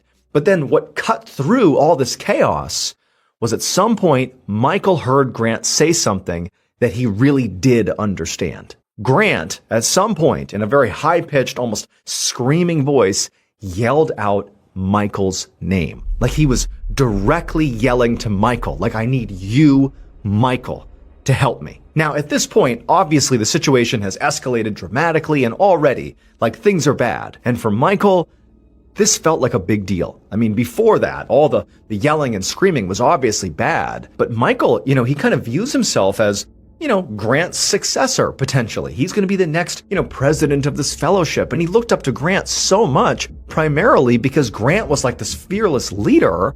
And so Michael sort of felt like when he heard his name called out, that Grant was specifically sort of challenging him, like, you, Michael, I need you. Michael took on that responsibility. And he felt like, I can't just sit here. I can't just wait. Something needs to be done, and I need to do it. I need to save Grant. And so Michael, he jumped up, and he grabbed the extra harness they still had, and he put it on. And as he was doing that, he could hear Carrie, who, she's seeing what's happening, and she's telling him, don't do it. You don't know what you're doing. You don't know how to go down this thing. Like, this is dangerous. Or what are you doing? Don't go. And Michael, he just looked at her and he said, I have to do this. I know Grant would do this for me. I'm doing it for him. He needs me. I'm going down. And Michael, he's listening to Carrie, still trying to tell him not to go, but he just said to her, please pray for me. And then he walked over and he attached his harness to the same rope that Grant presumably was still attached to down at the bottom, but stuck for some reason, and into the pit he went. As soon as Michael disappeared into this hole, Carrie knelt down beside the pit, she put her hands together, and she prayed as hard as she could for Michael and Grant to be okay. And after a few minutes, she heard Michael call out from somewhere in the hole. And for some reason, she could actually understand what Michael was saying, which was basically that he and Grant were okay. He was with Grant, but they were just very, very cold. Relief flooded over Carrie, and as she exhaled all the tension she'd been holding in, and as the adrenaline kind of began to leave her body, because now she's thinking everything's okay, she also realized that she too was very cold. She just hadn't been thinking about it. She was so fixated on the safety of her boyfriend and also Michael. After all, she was only wearing a t-shirt, and the cave was very damp, and there's this waterfall kind of spraying water everywhere. It was cold. It was a damp environment. And so she's, her teeth are chattering too. She's cold. And so Carrie naturally yelled down into this hole. She can't see them, of course. She's just yelling into the darkness, what's going on? What's wrong? Is Grant okay? But Michael just shouted back to her, I'm fine, but didn't answer her question about Grant. And at this, Carrie could tell clearly there's something really wrong down there, and it probably has to do with Grant. And so she stood up, she began pacing back and forth, her stomach's in knots, and she's periodically yelling down into the hole to Michael, like, what's going on? Is Grant okay? Are you okay? But Michael, all he would say back to her is, I'm fine. He would just say that back to her. But his response time began to slow down. He wasn't responding to each and every one of her calls. He would just, yell out, I'm fine. But it began to become more and more spaced out as Carrie began to ramp up her questioning, asking more and more what's going on, until finally Michael just stopped answering altogether. There were no more voices coming out of the hole. And so the minutes ticked by, and Carrie, she continued to pace around, yelling out to Michael and Grant, but the only reply she got was the sound of the water from the waterfall lapping up against the cave walls. About an hour and a half later, just before 4 p.m., a man named Anmar Mirza, along with 2 other men, ran into the Ellison Cave with a bag of climbing equipment and medical supplies. Now, there was a bigger team of rescue workers on their way up the mountain behind them that had more gear and more personnel, but that group was moving slowly because it took time to respond to a cave accident, because typically there were a lot of people and a lot of equipment, specialized equipment that was required, and also usually the victims were trapped in, pretty remote and difficult to access places, like tunnels and shafts deep inside of these caves. So Anmar and his team were the initial smaller group that went ahead of the larger one to just kind of get the rescue started. A few minutes after entering the cave, Anmar saw a headlamp beam up ahead in the darkness kind of bobbing around. And as soon as he reached the origin of this light, he found a young woman who was sitting by a large hole, and she was shaking and terrified. She explained that her name was Carrie, and that her boyfriend, whose name was Grant, along with one of his friends, whose name was Michael, were down in this hole, and that Grant had gone in, there had been some issue, Michael had gone in after him, and now, when she called out for them, neither of them were responding. After hearing this, Anmar directed one of his team members to take Carrie and bring her out of the cave, and then once they had left, Anmar put on his climbing gear, and as soon as he was ready, he began to rappel down into this pit. As Anmar rappelled, he's looking straight down into this dark shaft, and at first he can't see anything. But after a little while, he began to see somewhere down below were what appeared to be two lights towards the bottom of this pit, which he assumed belonged to the two men. But before he could actually reach them, he felt something wet and freezing cold splash his cheek. Then he saw something emerge out of the darkness right below him. It would turn out when Grant rappelled down into this warm-up pit, he had made a terrible, terrible mistake. He had attached his rig to a section of rock that was directly in the path of a freezing cold waterfall. Now, this alone could have been okay. You can rappel effectively through a waterfall if you're careful. Except what happened with Grant is as he was rappelling literally through the water, like the water is coming off this waterfall, it's hitting him, he got stuck. His rope got tangled.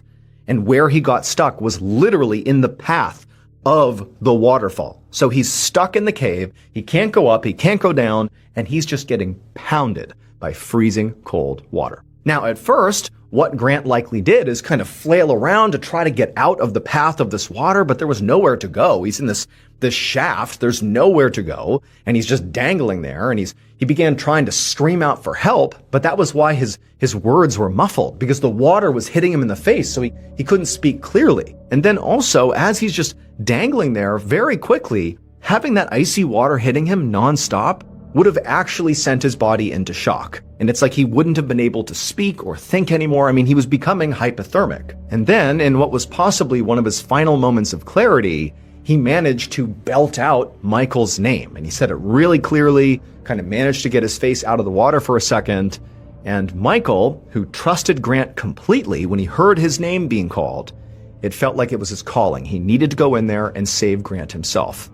And so into the hole he went, and he hooked his rope up into the same exact spot that Grant had, and down he went. And Michael, he did an incredibly brave thing by doing this. And it was something that Grant very likely would have done for him too. But again, Michael really had no idea what he was doing. He was basically just going in blind. However, unfortunately, because he just kind of followed Grant's lead and went down there without a plan, well, in the darkness, as he went down, he eventually reached where Grant was, but got stuck as well.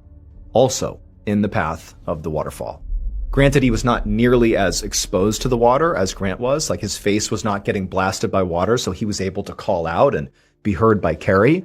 But he also got tangled at the same spot, couldn't move, his body's getting hit by this icy water. And so even though the rescuers did eventually get down to Michael and Grant, by the time they did, it was too late. The two men had froze to death. They basically dangled inside of this hole, getting hit by this water for about 2 hours before their bodies just shut down. In 2013, 2 years after both Michael and Grant died inside of that cave, the Carnegie Hero Fund Commission gave Michael a posthumous medal for risking his life to save Grant's.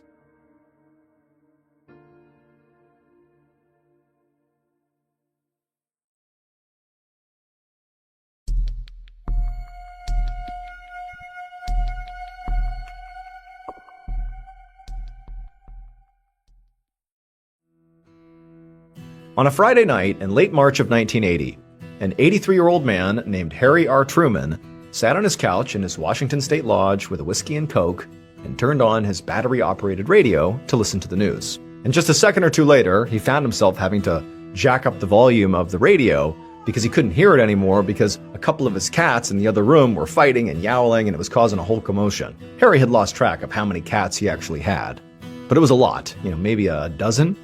And even though at this moment he yelled and cursed at them and told them to knock it off, he was actually glad they were out there with him, because he liked their company. 5 years earlier, Harry's wife, Edna, had died.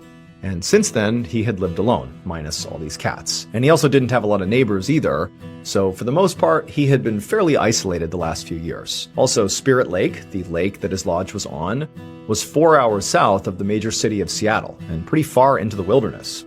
The lake did get busy in the summer with tourists, but at this time in March, there were only about 60 people that lived there, and they were very spread out. But Harry didn't really mind the solitude. He missed Edna a lot, but he had his cats, and he had his radio, and the jaw-dropping mountain scenery and lake, and he had his whiskey and Cokes. So overall, even though he was sort of a gruff guy, he was actually quite happy with his life. But just then, there was a loud knock on Harry's door. And Harry was not surprised by this. I mean, yes, he lives way out in the middle of nowhere, and he did not expect visitors, but in this case, He knew who it was. And as soon as he thought about that, his face contorted into a scowl. He was really annoyed. At this point in Harry's life, he really had only one problem. And it was a major problem, at least to him. And that was the government. And for the last few days, government agents, like almost certainly the ones that were knocking on his door, had been harassing him, trying to get him to leave his lodge in the wilderness that he loved so much, because they needed to conduct some kind of federal operation and they wanted everybody to clear out. Now, Harry loved his country, and he'd even fought for it during the First World War, but he really did not like authority, and he could not tolerate being told what to do. During Prohibition, for example, which was a period of time in the 1920s when alcohol was illegal in America, Harry had simply ignored the law and made his own booze, like he just didn't care. So, over these last few days that these federal agents had come to his house trying to get him to leave, Harry had not been intimidated. He had simply stood his ground. And he figured it was really only a matter of time before the federal government sent a local police officer over in hopes that Harry would be more cooperative with somebody that he likely already knew. But what they didn't know about Harry is that Harry really didn't cooperate with anybody. Not with the government, certainly, not with local police, not with his own family, not with his friends, or not with the two ex-wives he'd been with before finding Edna. He was just somebody who marched to the beat of his own drum. So now, Harry did not get up to answer the knock at his door. Instead, he just waited until the person out there, the visitor, yelled through the door and announced who they were, and not really to Harry's surprise, it was the local deputy that Harry did know, clearly being sent here by the federal agents to try to get Harry to leave. And when Harry still didn't answer the door when the deputy clearly had announced themselves, knowing Harry would know who they were, when Harry still didn't get up, didn't answer the door, the deputy finally, just sort of frustrated, called out, "Harry, are you sure you don't want to go?" Now, even though this deputy was being a whole lot more amicable than the government agents had been, they had been really forceful, basically telling him, "You gotta leave." The deputy here was at least kind of giving Harry a chance to make a decision. Despite that, the question the deputy had asked just made Harry really mad, because leaving his house was just not something he would ever consider doing. Harry had lived in this lodge for 54 years, and 37 of those years were spent running this lodge as an inn, as a business, with his late wife Edna, who was the love of his life. Now, he'd let the lodge go a little after she had died, so truthfully it was kind of falling apart, and it smelled terrible, because of all the cats. But it had been theirs, and now it was his, and he would never give it up. And not only that, but just outside his doorstep was Spirit Lake, which Harry believed was the most beautiful, perfect place in the entire world. It was quiet and serene and situated right at the base of some of the most breathtaking mountains he had ever seen in his whole life. And so to say Harry loved it here was a complete understatement. His lodge and Spirit Lake were basically his whole identity. Harry didn't know if he believed in God, but he did believe in the trees and the lake and the birds that screeched at him at all hours of the day. It was like his home, this area, was his religion. And he certainly was not about to give it up just because some federal authority or government agent or whoever told him to. So all Harry said to the deputy waiting outside was a very firm "good night," which Harry was actually quite proud of himself for, because he had a really hard time not swearing. So this seemed pretty mild.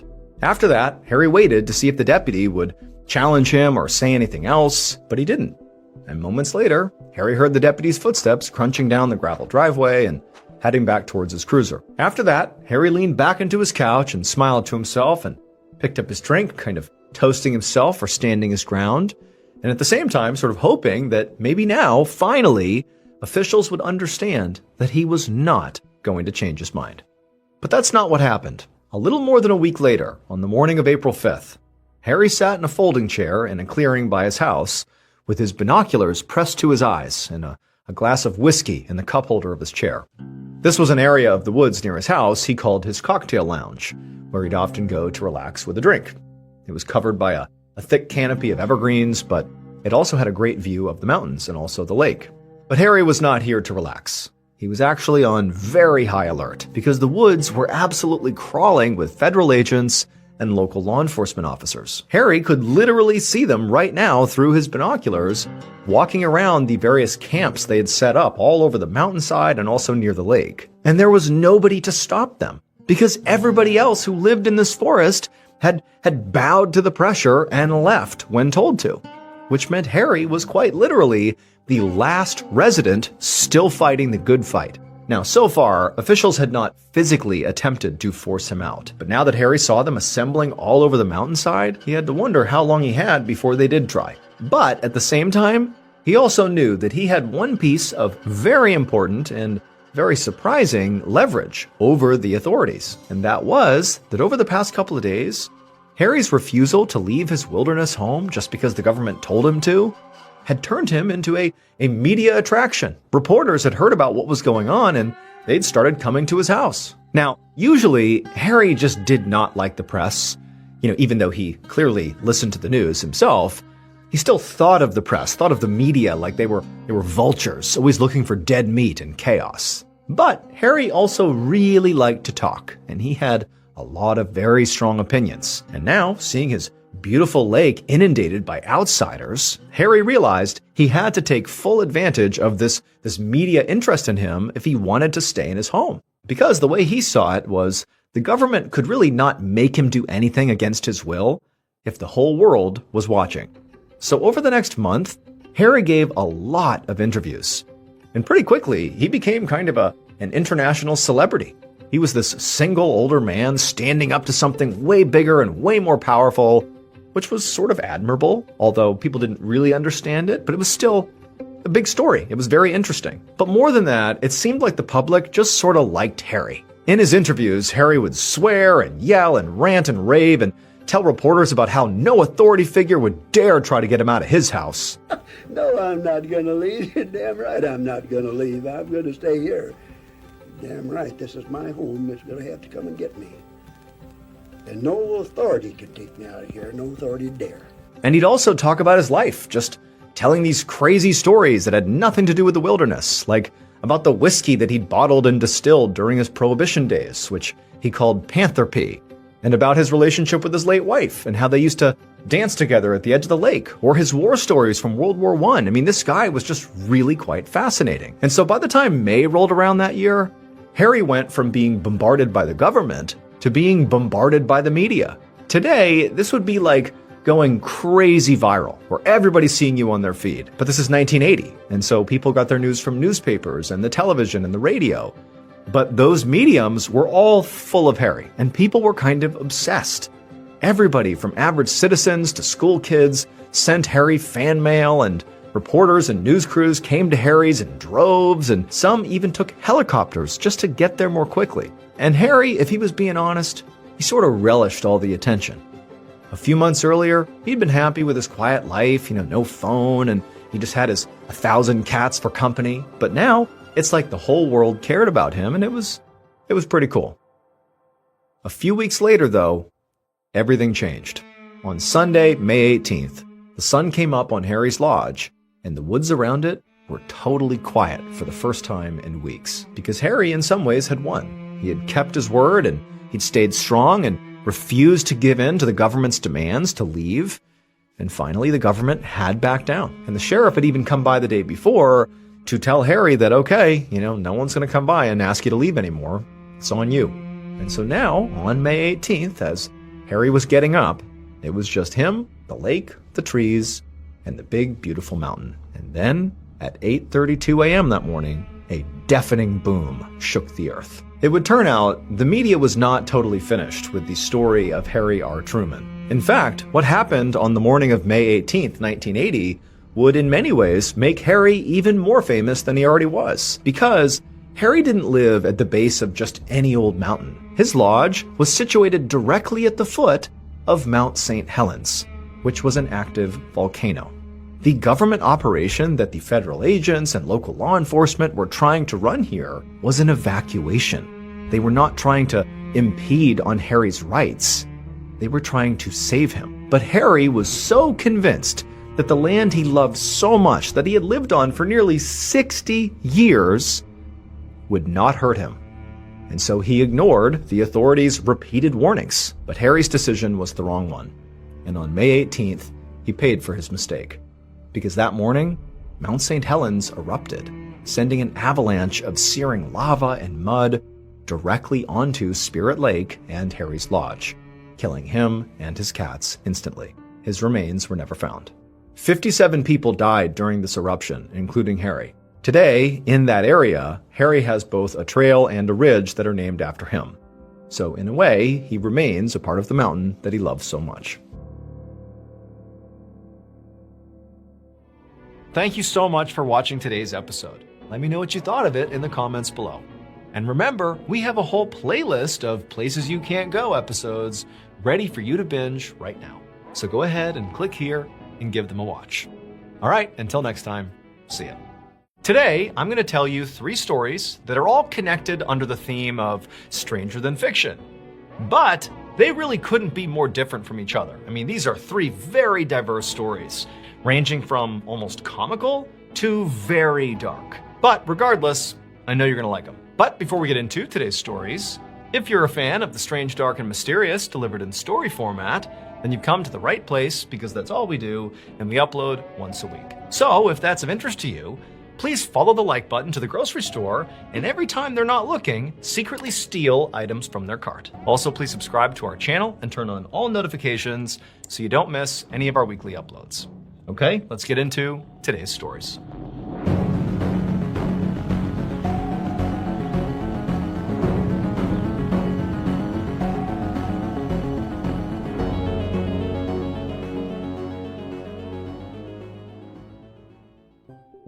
One morning in October of 2015, a receptionist sat at her desk at a sports medicine center in Birmingham, Alabama, and scrolled through her boss's upcoming surgery schedule on her computer. The receptionist worked for a famous orthopedic surgeon named Dr. James Andrews, and because of his notoriety, his schedule was typically packed. And so her job, for the most part, was just to go through his schedule all the time and make sure nothing conflicted. And so as this receptionist scrolled through the schedule, she saw that over the next couple of days that Dr. Andrews did have several surgeries and there actually didn't appear to be any conflicts.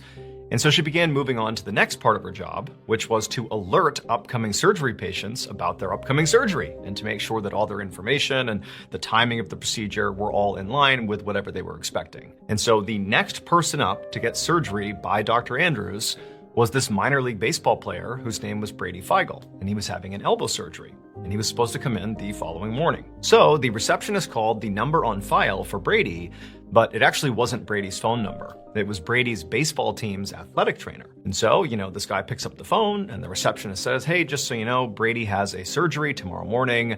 It's his elbow surgery. Just trying to confirm the details and make sure he understands what he needs to do to prep for it, etc., etc." And so after she ran through her spiel, the trainer just kind of paused for a second and there was silence on the line. And then the trainer said to the receptionist, there's got to be a mistake here because Brady already had that surgery. He said Brady had gotten it done 6 months earlier, and as a result of the surgery, had to sit out basically the entire baseball season. So there was no mistaking it. He had had the surgery, it was done. But the receptionist, as she's hearing this, she's like, no, that doesn't make any sense. Because the receptionist actually remembered Brady Feigl. He had come in recently for his consultation for this elbow surgery, and he was a really unique looking guy. I mean, he's 6'4", he had bright red hair, a big beard, and also he is a professional baseball player. Like, this is a unique guy that's coming in for a unique surgery that's related to baseball.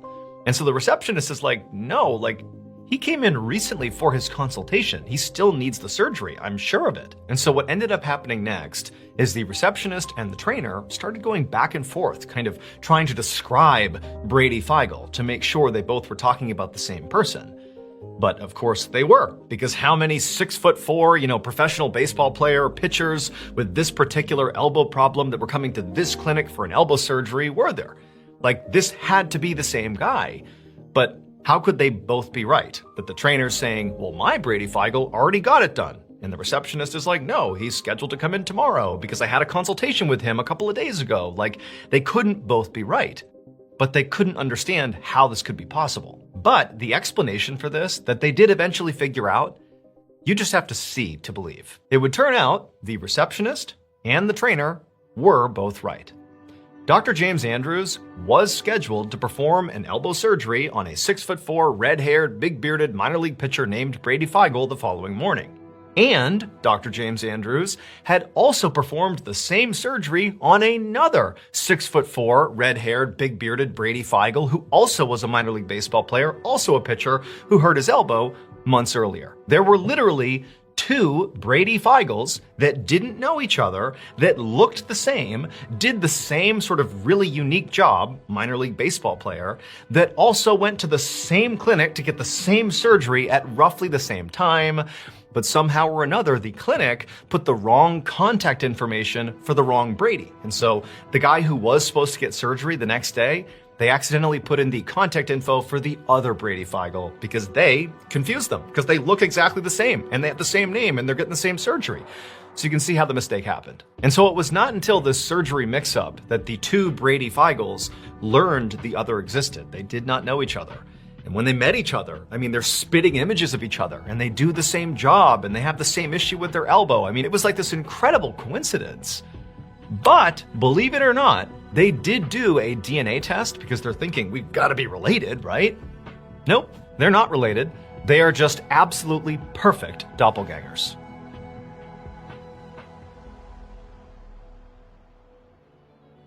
Hey guys, just want to remind you that year-round we have amazing MrBallen merch available all the time. It does not sell out. It's called Ballin Basics. You can get it at shopmrballen.com. These are different than the unique drops we do periodically. Ballin Basics, again, available 24/7, are things like our skeleton hoodie and t-shirt, our flannel blanket, all the stickers we have. There's a bunch of cool stuff, and it's available right now at shopmrballen.com. All year, you can get this stuff, some great stuff. So if you're a fan of the strange, dark, and mysterious, you don't gotta wait for the seasonal drops. You can go right now and get anything you want at shopmrballen.com. Year-round, it's available. Ballin Basics, check it out.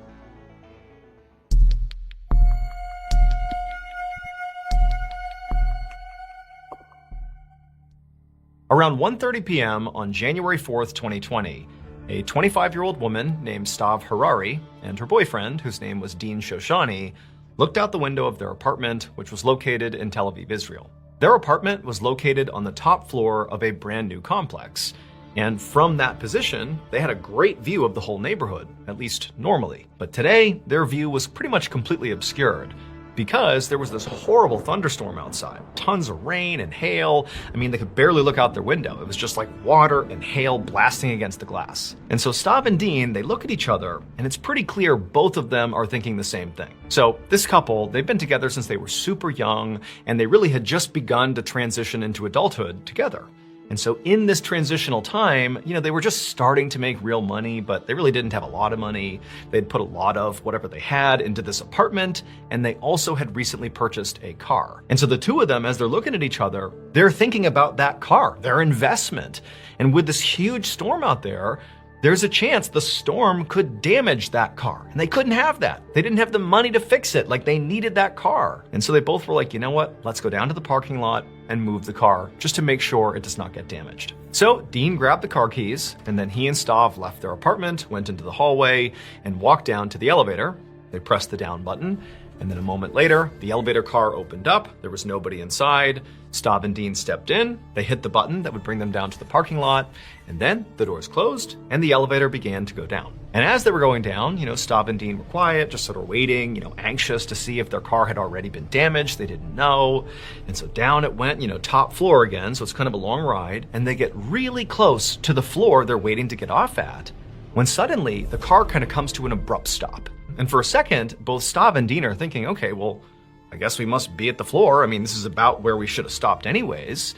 And the two of them are just staring at the doors, waiting for them to open up. But they don't. And after what felt like too long of a waiting period for the doors not to open, Stav reached out and hit the button that opens up the doors. But when she pressed the door open button, they didn't open. Nothing happened. At this point, Stav began to panic. And she turned to Dean and said, what do we do? We're stuck. We're trapped. But Dean said, don't worry about it. It's fine. It's probably just some small malfunction. It'll start working again soon. No big deal. But within seconds of that exchange, the two of them heard a very familiar sound.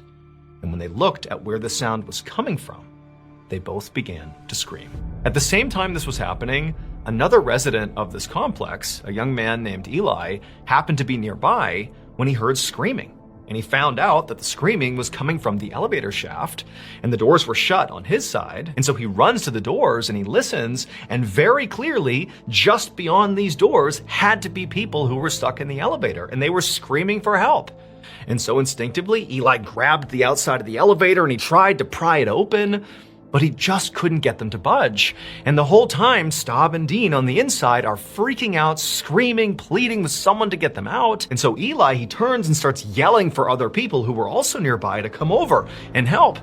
And before long, there was a group of guys over at the elevator doing everything they could with Eli to pry this thing open, but they just couldn't. And the whole time, Staub and Dean are inside sounding more and more desperate. And so Eli finally pulled out his phone and called the emergency services line. However, despite Eli pretty quickly alerting the authorities about this, ongoing crisis here, this elevator issue, it would take over an hour and a half for first responders to finally arrive to the apartment building because of this treacherous storm. There were loads of other problems in the city. But when they finally arrived at Staub and Dean's apartment and they got to the elevator, it was already too late. It would turn out, after Staub and Dean got stuck in the elevator and they're hitting the button, waiting for it to open, but nothing's happening, well, that familiar sound they heard was water rushing into the elevator. They looked down and saw water filling up this space that they can't get out of.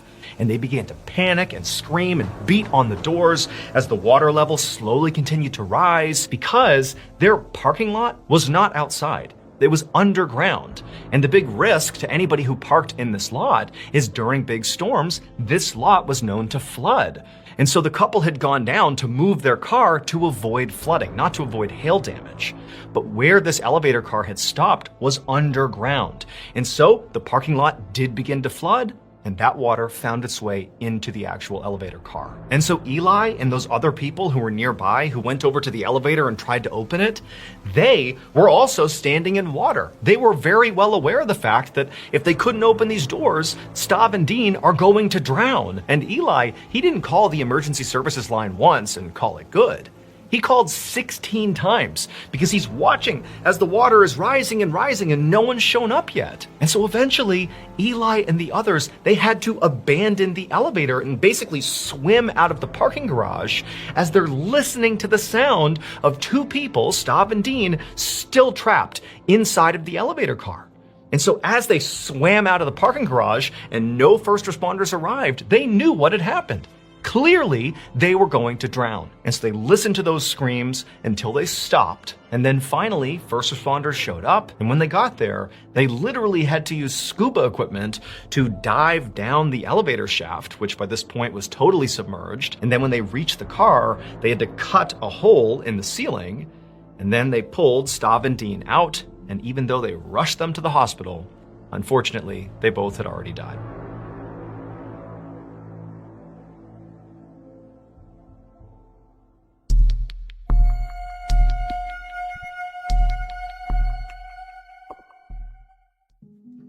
On the evening of July 2nd, 1993, a 49-year-old politician named Maslin Idris paced around the living room inside of his home, which was located in a suburb of Kuala Lumpur, Malaysia. Maslin was feeling very anxious because tonight, in his home, he was going to have a very important meeting. So Maslin was already a very successful politician. He was a state assemblyman, which is sort of like a state congressperson. But what he really coveted, the thing he wanted more than anything else in his political career, was to become the state's Menteri Besar, which is sort of like being the state's governor. But to get this role, Maslin had to be appointed. And realistically, he didn't know if that was going to happen. And that was in part because recently he had felt like his political power was sort of, slipping away from him. And on top of that, he was getting older and he sort of felt like his popularity was waning too. And so he felt like, in order for me to get appointed to become the state's Menteri Besar, I really need to find a unique way to reclaim that political power and popularity. And that was going to be the central focus of the big meeting at his house that night. So Maslin continued to pace around, anxiously checking his watch, waiting for these people to show up. And then sure enough, late that night, he heard a knock on the door. And he hustled over to the door and he made sure he looked okay. And then he opened it up. And standing in the hallway is this unbelievably beautiful woman who's flanked by these two men that he didn't know.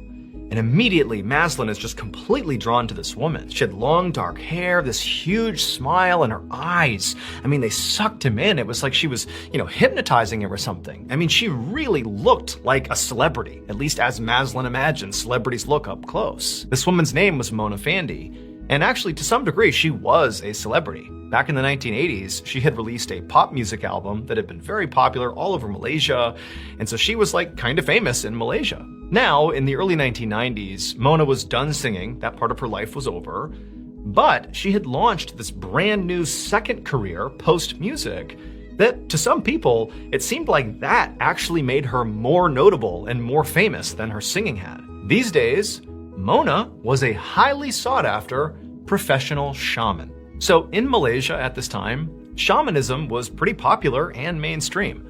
Shamans were these people who claimed to have supernatural powers, they could heal people and bring them prosperity. And so it wasn't uncommon for the really well-known shamans to be called upon by very powerful people, like, politicians, let's say, to sort of leverage their powers to increase their clout and their influence. And so Maslin saw Mona, who at the time was arguably the most famous shaman in the entire country.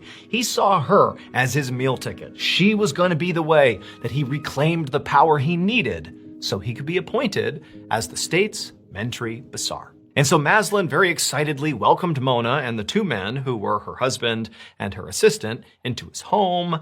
And, even though Maslin had expected to see Mona tonight, I mean, he knew she was the one who'd be performing this ritual tonight, he still couldn't help but feel totally starstruck by her. And so as a result, he had a lot of nervous energy, and he began sort of rapid firing, asking her questions about, how quickly will I see results, and how's this gonna go, and how successful are these things really? And Mona, as she's just looking at him and smiling, she just eventually reaches out as he's talking and just puts her hand on his shoulder and says, "It's okay. Why don't you show my husband and my assistant where the room is, where the space is that we're going to be doing this ritual tonight?" And at this, Maslin just totally shut up, and he nodded. He sort of got the hint that he was sort of being too much here. And he led them into this other room that he had cleared out for tonight. There was nothing on the ground. It was like a vacant room in his house. And right away, the assistant, he began spreading flower petals all over the ground, while Maslin began speaking to Mona's husband to work out payment details. I mean, this was not a free thing that he was getting. It was going to cost him the equivalent of tens of thousands of US dollars to get what he wanted here, to gain his power back. But Maslin didn't really care about how much this cost in money, because to him, it was absolutely worth it. And so once the payment details were handled, and Maslin was, ready, and the assistant had finished putting all the flower petals out, Mona walked over and told Maslin to come with her. And so he followed Mona, and they went into the ritual room that again is covered with flower petals, and she told Maslin to lay down on his back in the middle of the room. And so he did that. He laid down, and he's looking up at Mona, and her assistant and her husband are off in the background. And Mona's got that big, dazzling smile, and she's staring right at him. She says, "Close your eyes and clear your mind. And all I want you to do is just focus on your desires for the future. What riches do you want to come to you? And focus solely on those." And so Maslin did this. In his mind's eye, he pictured himself becoming more politically powerful and more popular and landing the job of his dreams. And he's sort of narrating what he's saying out loud. And Mona's telling him, good, keep going, keep picturing those things. And then at some point she's like, "Look, I want you to picture riches raining down from the sky on you," sort of symbolizing you getting these things that you want. And so Maslin did that, and he began picturing the gold and the silver falling from the sky, landing on him. And he's narrating what he's feeling and seeing, and at some point he was so fixated on this idea of riches coming from the sky that he swore he could literally feel the gold and silver actually hitting his body. And at that point, when he was actually feeling something, is when the ritual was done. A little over a year later, on September 12th, 1994, the famous shaman, Mona Fandey, glided her way through a crowd of photographers on a street just outside of Kuala Lumpur. Mona was dressed to the nines. She had red lipstick on, her hair was all styled up, she had beautiful clothes on, and, as she maneuvered through the crowd, she sort of feigned like she didn't want the attention, but she totally did. So it would turn out the ritual that she had performed on Maslin a year earlier had made Maslin incredibly famous. And in turn, it had made Mona even more famous than she already was. And so the paparazzi, they were desperate to get a photo of her because of her unbelievable fame. And for Mona, even though she acted like what she really cared about was being a shaman and helping people achieve their dreams and to heal and gain in prosperity, even though that's what she would say, the truth was, ever since she had that big hit, that pop music album that had launched her into the stratosphere, ever since then, she had been chasing fame, and now she had really nailed it. I mean, she was like an icon in Malaysia. And so, as she maneuvered past the paparazzi and everyone's clamoring to get her attention and to get her photo, she thought to herself, my plan has worked perfectly. Except, it's important to understand that, Mona wasn't really famous as much as she was infamous. And it really stemmed from that ritual she performed on Maslin. Because what she did to Maslin is she actually just ritualistically executed him. Except it would turn out Maslin wasn't even her first victim. He was her 8th victim, at least as far as we know, and she just got caught after she killed Maslin. When Maslin was laying in that room and the ritual's going on and he's being told to picture all these, gold coins and silver bars raining down on him, well, while he was doing that, and critically, he had his eyes closed, Mona grabbed an axe, raised it up, and brought it down into the middle of his chest. And so this ritual murder was designed to lead to somebody getting more power and more fame, except that person was not really Maslin, it was Mona. I mean, Maslin did become extremely well known for being a victim of Mona, but it was Mona who suddenly was the talk of the entire country. I mean, she was all over the news, and she was beautiful. And so it's like this crazy dichotomy of this unbelievably attractive woman who's also a serial killer. I mean, this is the stuff that just makes the news over and over and over again, and Mona loved it. And so when Mona was walking past that crowd of paparazzi and they're all taking photos of her, that was actually her walking to her murder trial. Every day, she would basically treat that walk up the steps to her murder trial as like her personal red carpet with all the paparazzi taking her photo. She'd dress up in these lavish outfits and smile for the cameras on her way to be tried for murder. And then ultimately, she was convicted of it and sentenced to death. But she was totally unfazed because for her, again, it was all about gaining this incredible notoriety, and she had succeeded. It was like the ultimate shaman move, and she had done it. On the day of Mona's actual execution, she was going to be hanged along with her assistant and husband. They too were found guilty. On her walk to the gallows, we have all these reporters and all these photographers, and she's still flashing smiles and treating it again like it's her own personal movie premiere. I mean, she didn't care at all that she's literally about to be killed. And then literally her final words as the noose is being put around her neck were, "I'll never die."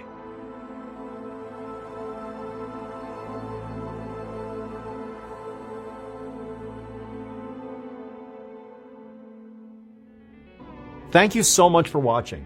Let me know what you thought of today's episode in the comments. And remember, we have hundreds of videos for you to binge right now. But if you're looking for a recommendation from me of that one video that's worth your time, well, it's this one right here. So give it a watch. All right, until next time, see ya. On a cold night in early February of 2010, a group of friends gathered around the table at a restaurant inside of a French ski resort. They had been out on the slopes all day, and now they were warming up and relaxing with some mulled wine by the fire. Eventually, a cell phone buzzed, and one of the friends, they looked at their phone and immediately frowned. Then, without saying anything, they excused themselves and stepped away from the table to talk. And then when they came back, they were pale, their hands were shaking, and the others asked them, are you okay? Who are you talking to? But this person, they just shook their head, grabbed their coat, and said they had to leave right now. Someone they cared about very much needed their help. But before we get into today's story, if you're a fan of the strange, dark, and mysterious delivered in story format, then you've come to the right place because that's all we do, and we upload 2, 3, even 4 times a week. So if that's of interest to you, please sneak into the Like Button's house and replace all the foam in their mattress with rocks. Also, please subscribe to our channel and turn on all notifications so you don't miss any of our uploads. Okay, let's get into today's story.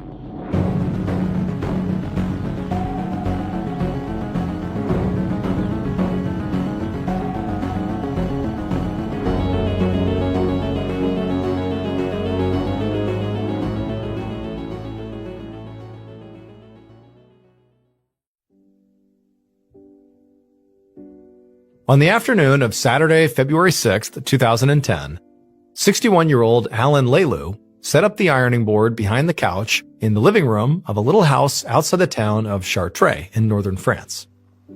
From the kitchen, he could smell the beef bourguignon simmering on the stove, but Alan and the 37-year-old woman who was cooking the beef bourguignon were not talking. The woman's name was Alexandra Nicola, and Alan had actually bought this house for her and her 10-year-old daughter.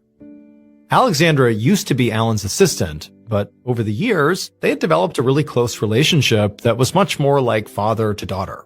Now, Alexandra had not worked for Alan in a number of years, but, they remained close. And also, remember, Alan literally bought her this house. And so as a result of this bond they had, Alan found himself visiting her quite a bit at this house, helping out where he could. And he also paid for her car and also for their vacations. And Alan could afford to be this generous because he was a very successful, high-powered producer of circus shows, which were a huge moneymaker in France. Lots of companies booked circus shows for end-of-the-year parties for their employees, and Alan had lots of major contracts. And so as a result, Alan's office was in this fancy chateau in the countryside, and his wife actually lived in this luxury ski town near the Swiss border, and Alan was constantly traveling all over Europe for work. But this life could also be a grind. Just in the past 24 hours, Alan had traveled more than 1,200 miles, meeting with potential clients and scouting new performers. So he put a lot of value on the time where he could escape to Alexandra's house, where he could recharge in the quiet of the suburbs, and obviously spend time with somebody he cared a lot about. Now, Alan knew all of his friends and coworkers thought that he and Alexandra were blatantly having an affair here, and he was sure that's what his own wife assumed too. And this was fair, because after all, Alan did have lots of extramarital relationships. He also engaged with sex workers all the time, and he really didn't even try to hide any of it. He and his wife, Elizabeth, they lived in separate homes, and they sort of had this understanding that she can have this life, and he can have this life in exchange. However, Alan's relationship with Alexandra really was different. It had always been platonic. They'd never even kissed or held hands. Alan had no kids of his own, and he genuinely enjoyed playing the role of, doting father and grandfather to Alexandra and her daughter respectively. But now they were in this big fight, and Alan was anxious to repair it. Alexandra's daughter was out of the house for the weekend, so he and Alexandra had planned to have this nice dinner tonight before Alan had to head out again on business on Sunday afternoon. But Alan, somewhat stupidly, had brought up Alexandra's past, and they'd ended up getting into this horrible fight and just continued to yell at each other ever since. Alexandra was very defensive about her troubled history. When she was a young woman, she had moved to Paris and she had fallen in love and she had had a baby, but the baby had tragically died, and her relationship with her love had fallen apart, and so she had spiraled into very self-destructive behavior. By the time Alan finally met her in 2002, so this is 8 years before they were in this house having this big fight, Alexandra was really struggling. By this point, she had a 2-year-old daughter, and she was really struggling to provide for her because all she could muster in terms of work was like this combination of minimum wage jobs and side hustles. And so when Alan had hired her as his, full-time secretary, it had completely transformed her life. But, deep down, sometimes she seemed more resentful of Alan's power than grateful for his help. It's like he had total control over her well-being, and she didn't necessarily like that. And so with that as context, Alan left the ironing board and walked into the kitchen, hoping that Alexandra had cooled down enough that they could actually have a real conversation here. And so once he was in the kitchen, he sort of looked over at Alexandra and couldn't really tell where she was at, and then he turned, opened up the fridge, and just kind of stared inside of it, not really looking for any food or drink or anything. He was just hoping that Alexandra would say something to him. And to his relief, Alexandra did turn around and kind of playfully swung her dish towel at him, telling him that he had to wait for dinner. She didn't seem mad at him anymore, so Alan felt very relieved, and he smiled and closed the fridge, and then he told her to come sit with him and have some wine while they waited for the laundry to dry so she could iron it. A few minutes later, they both sat down on the sofa with their wine glasses, and Alexandra asked Alan how business was going. He told her it was good, which technically it was. His company was on track to bring in around 4 million euros that year, which is the equivalent of about 5 million US dollars. But despite how things looked on paper, Alan was pretty stressed. He made the majority of his money through contracts with companies, but he was not the only person competing for those lucrative contracts. His number one competitor was another circus owner whose name was Michel de la Rue. And recently, Michel had been beating Alan on one contract after another. And it was starting to feel to Alan like Michel was actually targeting Alan's contracts, trying to steal them from him rather than trying to cultivate his own clients. Alan told Alexandra that on Monday, he had a very important meeting in Vichy, which is a city in central France about a 4-hour drive south of Alexandra's house. At this meeting, Alan was hoping to win a big contract, as long as Michel didn't steal it out from under him. Alexandra put her hand on Alan's arm and told him, "Don't worry." She said she was sure his meeting on Monday would be a huge success and they could celebrate in a few weeks on the ski trip that he had booked for the two of them and her daughter. Then she put down her now empty wine glass and went to go do the laundry. As Alexandra disappeared into the back of the house, Alan just kind of sat by himself for a minute. He was looking forward to the vacation that she had mentioned, in part because Alexandra had been a lot busier lately with her new boyfriend, a 42-year-old IT engineer from Paris named Yves Bernard. Now, Alan and Yves got along just fine, but he could tell that, Alexandra and Yves were getting pretty serious. They might even get married. And Alan couldn't help but worry that eventually, if that happened, Yves might start to resent him for sort of stepping in as this paternal figure in Alexandra's life, that perhaps he would come off as being sort of overbearing. But he was not going to let that fear wreck the evening. So as Alexandra came back now with the laundry, picked up a book from the coffee table, and took the last sip of his wine. The rest of the weekend passed by quickly, and by Sunday afternoon, Alan was back in his car, headed back out of town. But what no one would realize until much later was there was actually a second car following closely behind him.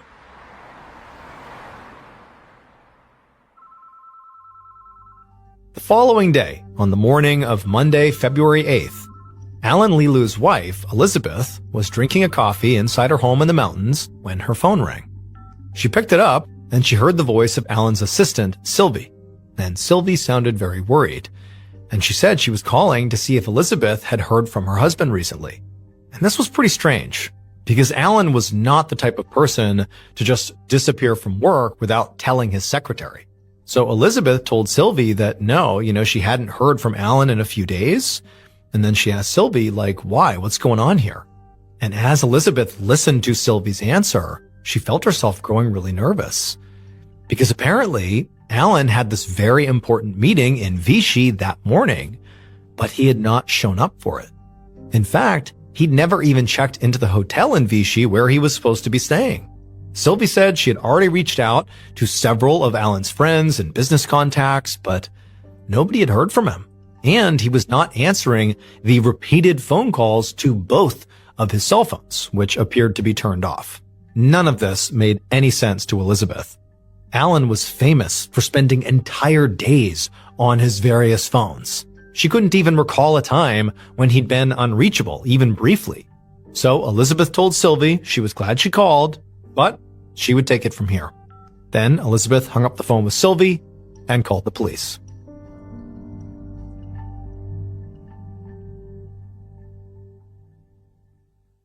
Hey guys, I have some pretty big news. I know many of you are excited to hear. I am going to be doing another live storytelling tour this year. You can find me in a bunch of cities, including new ones on the West Coast and across the United States, where I have never played before. Plus, I'm really excited to share that I will also be performing in an international city, since so many of you have been asking me to visit. We put together an absolutely amazing show with a whole bunch of awesome stories, including stories you will not hear anywhere else. New content you can only get if you come to this show. And guess what? Tickets for this tour are available right now at tour.ballenstudios.com. In terms of the types of tickets you can buy, they range from general admission to VIP. Again, that's tour.ballenstudios.com. I'm also going to be giving away a trip to meet me at one of my live shows. And so if you want to enter for your chance to win that, all you have to do is donate to win at fandiem.com/MrBallen. Again, that's FANDIEM.com/MrBallen.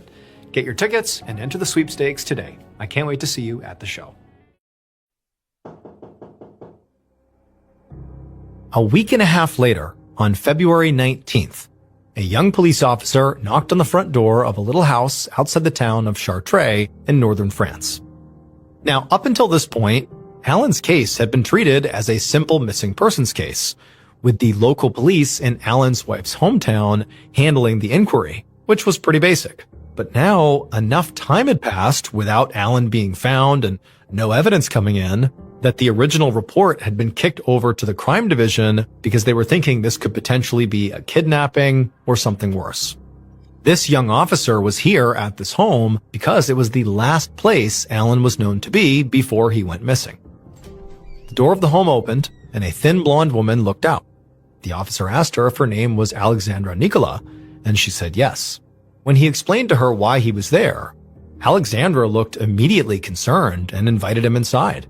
And as she led him into her living room and offered him a seat on her couch, the officer looked around, taking stock of the space. It was clean, but a bit cluttered, with toys that appeared to belong to a young girl scattered about. The officer scanned for any signs of a physical fight or violence of some kind, like damage to the walls or the furniture, but there was nothing that stood out, nothing concerning. Alexandra began asking the officer pretty anxiously all these questions about, what was going on with Alan. Was he hurt? Was he in some kind of danger? Like, what do you know? But the young officer just shook his head and said, for now, they really didn't know much. He was just here to try to build a timeline of Alan's last known movements. And so speaking of that, he asked Alexandra to please walk him through what she remembered about her last interaction with Alan. The officer took careful notes as Alexandra began to rattle off all the details she could remember. She said that Alan was like a surrogate father to her, and he had come over on the evening of Friday, February 5th. He had been there on Friday, also on Saturday and Sunday, and then he had taken off on that Sunday because he had to go to Vichy for this big meeting on Monday. She told the officer that after he left for that meeting, she hadn't heard from him, but that was pretty typical. She said their relationship was not remotely romantic, it really was platonic. And, he didn't always check in the way, a spouse would. This is more like really close friends. The officer nodded while he wrote down what she said. Alexandra seemed very helpful and appropriately worried, but he was suspicious of the idea that she and Alan were not romantically involved at all. So, before he left, he asked to see the rest of her house, in part just to see what her reaction would be. If she said no or got defensive, he would probe a bit more deeply. But she immediately agreed, and she actually took him all around the house, showing him anywhere he wanted to go. And what he found is the rest of the house seemed just as normal as the living room and the entryway. She eventually brought the officer back to the door and promised him she would call if Alan reached out. And so after leaving Alexandra's house, to be thorough, the officer actually went door to door up and down Alexandra's street, asking her neighbors what they remembered about that particular weekend and over the past several days, seeing if there was anything that contradicted what Alexandra had said. But everybody, more or less, confirmed Alexandra's story. Alan was indeed a regular visitor in the neighborhood, and several people did remember seeing him on the weekend in question and said that really nothing had seemed off. So eventually, the officer just left and went back to the station, and when he got there, he wrote a report highlighting Alan's last known destination of Vichy. Over the next week, police in Vichy, as well as in the ski town where Alan's wife lived, followed up on the loose threads of the investigation. They pored over Alan's cell phone history and his bank account and credit card transactions, which all showed no activity after he left Alexandra's house on February 7th. They also spoke to his business connections and his friends, but no one had heard anything. And they even put in a request to the car company, Audi, for the GPS data that was stored in Alan's car, which was an Audi Q7. Now, the investigators knew it was entirely possible that Allen had chosen to disappear. I mean, he was very wealthy, he had lots of connections. That was a possibility, that he had basically chosen to be gone. And if that was the case, it would be pretty difficult to find him. However, it was a lot harder to hide a car that logged all of its travel data. And so whether Allen's disappearance was voluntary, accidental, or the result of foul play, the police knew finding his Audi was likely the best hope they had of knowing where to even look for Allen.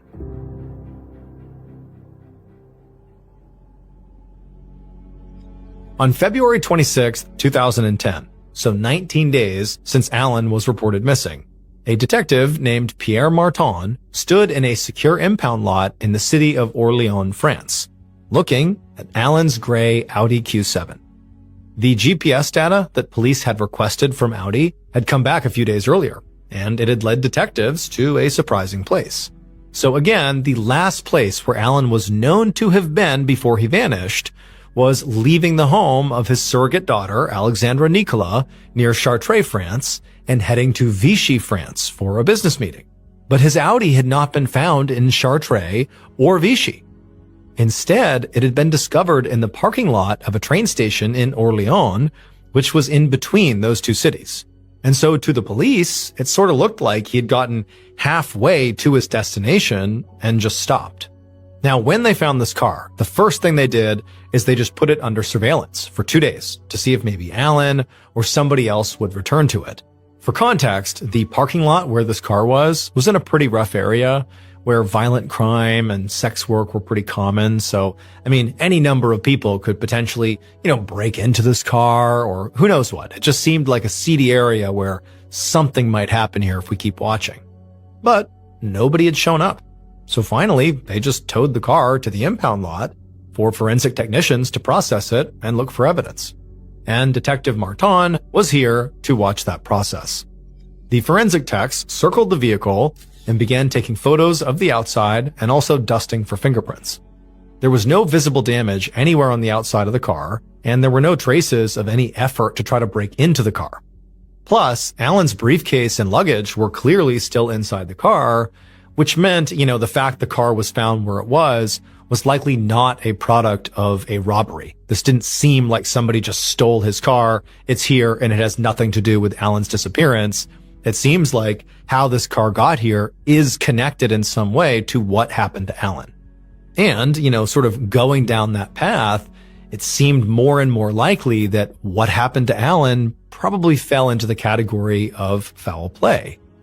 However, when the technicians opened up the car doors and began dusting for prints inside, the upholstery was disappointingly clean, which doesn't exactly sort of enhance the idea that foul play happened here. It just sort of seems like what's going on. But after a few minutes, after, kind of thoroughly scanning the inside of the car, one of the techs pushed the button near the driver's side that opened up the trunk.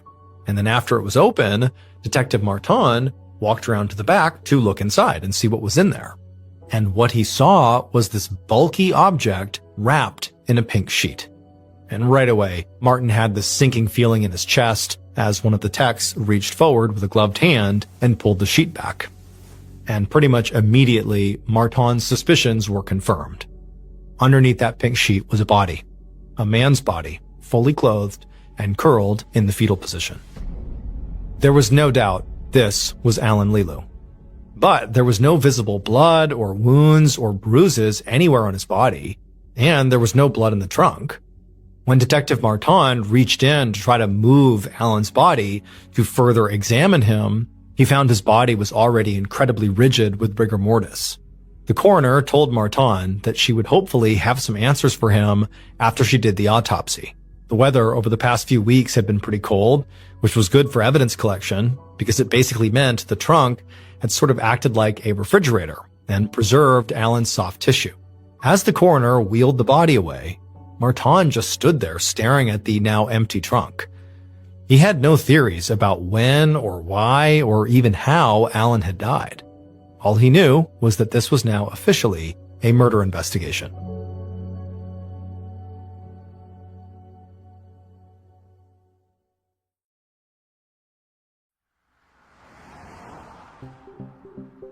Detective Martin returned to his office at the police station and got to work.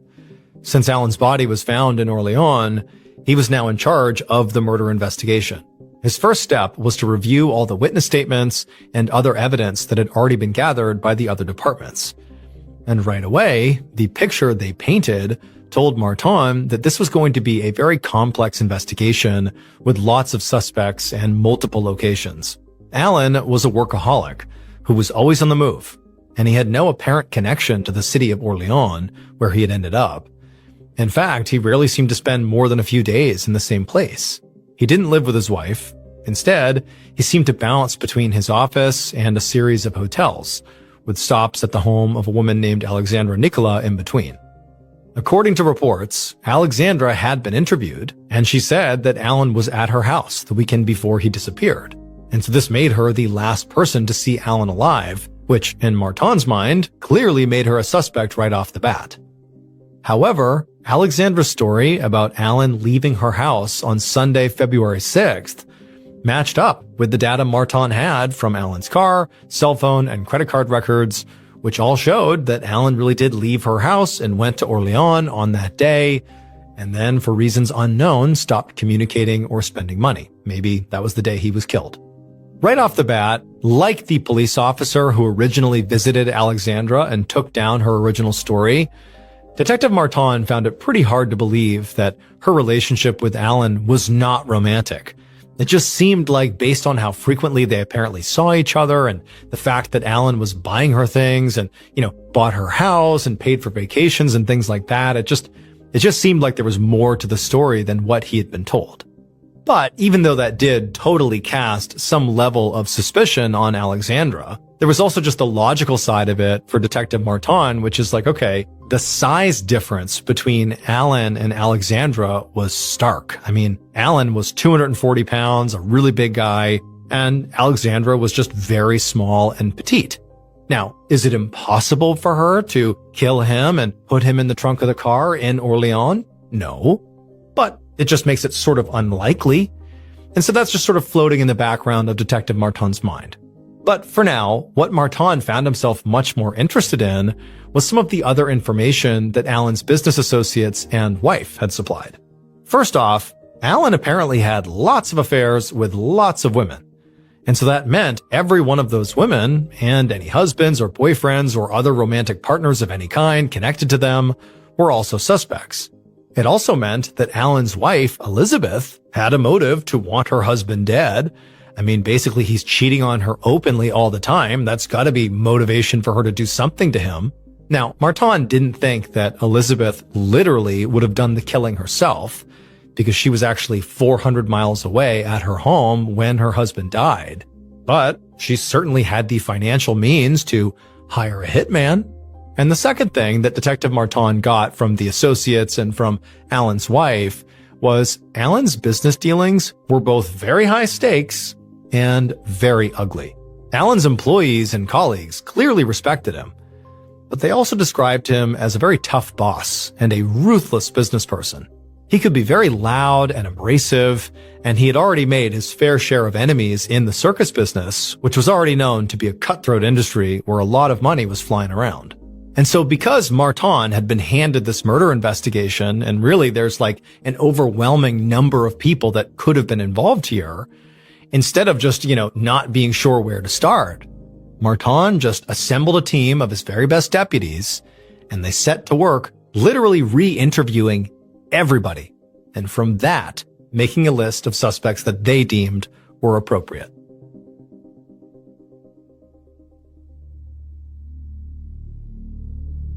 Three weeks later, on March 17th, Detective Martin walked into an interrogation room in the Orleans police station, and he sat down across from a relatively fit-looking 50-year-old man who was waiting for him quietly and apparently very calmly. The man's name was Michel de la Rue, and he was Alan's biggest rival in the circus business. He was also, at this very moment, Detective Martin's #1 suspect in this murder. Martin and his team had spent the last few weeks conducting dozens and dozens of interviews, and Michel's name had come up more times than anybody else's. And this was because, immediately after Alan disappeared, Michel had begun contacting Alan's clients, trying to get them to all sign new contracts with him, sort of a pretty cutthroat and cold thing to do. And Detective Martin had done the math on these contracts Michel was going for, and they added up to the equivalent of millions of dollars, which in the detective's mind was a very compelling motive for murder. Maybe Michel killed this guy specifically to gobble up these contracts. And not only that, but the coroner had by this point come back with Alan's cause of death. He had been strangled using some kind of ligature like a rope or a belt, and it likely took between 5 and maybe 10 minutes for Alan to actually be strangled to death. So the idea is someone's actively strangling him for that long. That is a long time to be right there on top of somebody killing someone. And then the scratches that were found on Alan's legs suggested that his body had been lifted into the trunk after he was already dead. So the death struggle, the actual strangling, clearly took place outside of the trunk. And so all that meant whoever killed Alan had to be pretty strong. And looking at Michel now, Detective Martin thought that he did fit the description. He seemed like a pretty fit, strong guy. However, as Martin began asking Michel questions and watching his face and body language for signs of anxiety or defensiveness that could suggest he was hiding something, what he found was Michel seemed pretty open and very straightforward, like he was not hiding a thing. Michel immediately acknowledged poaching Alan's clients, but he just shrugged as he explained it. That was business. He said he was sure if somehow the positions were reversed, Alan would do the same thing to him. And also, he said he had an airtight alibi. On the weekend, when the coroner believed Alan had been killed, Michel had been hundreds of miles away skiing. And then Michel produced this folder full of these receipts and all these phone numbers, and he handed it over to Martin, who took it, and he told Michel, okay, sit tight. And then the detective got up and he left the interrogation room and he handed over this folder to another detective to check out. But after that, Detective Martin did not go back into the interrogation room. Instead, he grabbed another detective and told them to take a shot. The idea was to sort of have a good cop, bad cop sort of dynamic to see if maybe that would rattle Michel. And so Detective Martin watched from behind the two-way mirror as the next detective walked inside and took a stab at, breaking Michel. But their conversation basically played out the same way that Martin's had. So Martin signaled for another detective to go in there and have them take a shot. But they too had a sort of run-of-the-mill conversation with Michel, and they didn't make any progress. And then finally, after basically hours of cycling different detectives into the room to try to catch Michel in a lie, Detective Martin felt a tap on his shoulder. And when he turned around, it was one of his deputies who told Martin that unfortunately he had called all the people that Michel had given them information for, all the witnesses from the ski resort, and he had also even called the manager of the ski lodge. And basically, Michel's alibi checked out. He clearly had not been physically able to kill Alan. He was at that ski resort at the time of the murder. At this point, Martin knew he could not just keep Michel indefinitely and just keep trying to catch him in a lie. Even if there was some possibility here that he was involved in this murder, at this point, there just wasn't enough evidence. And so he had to let Michel go.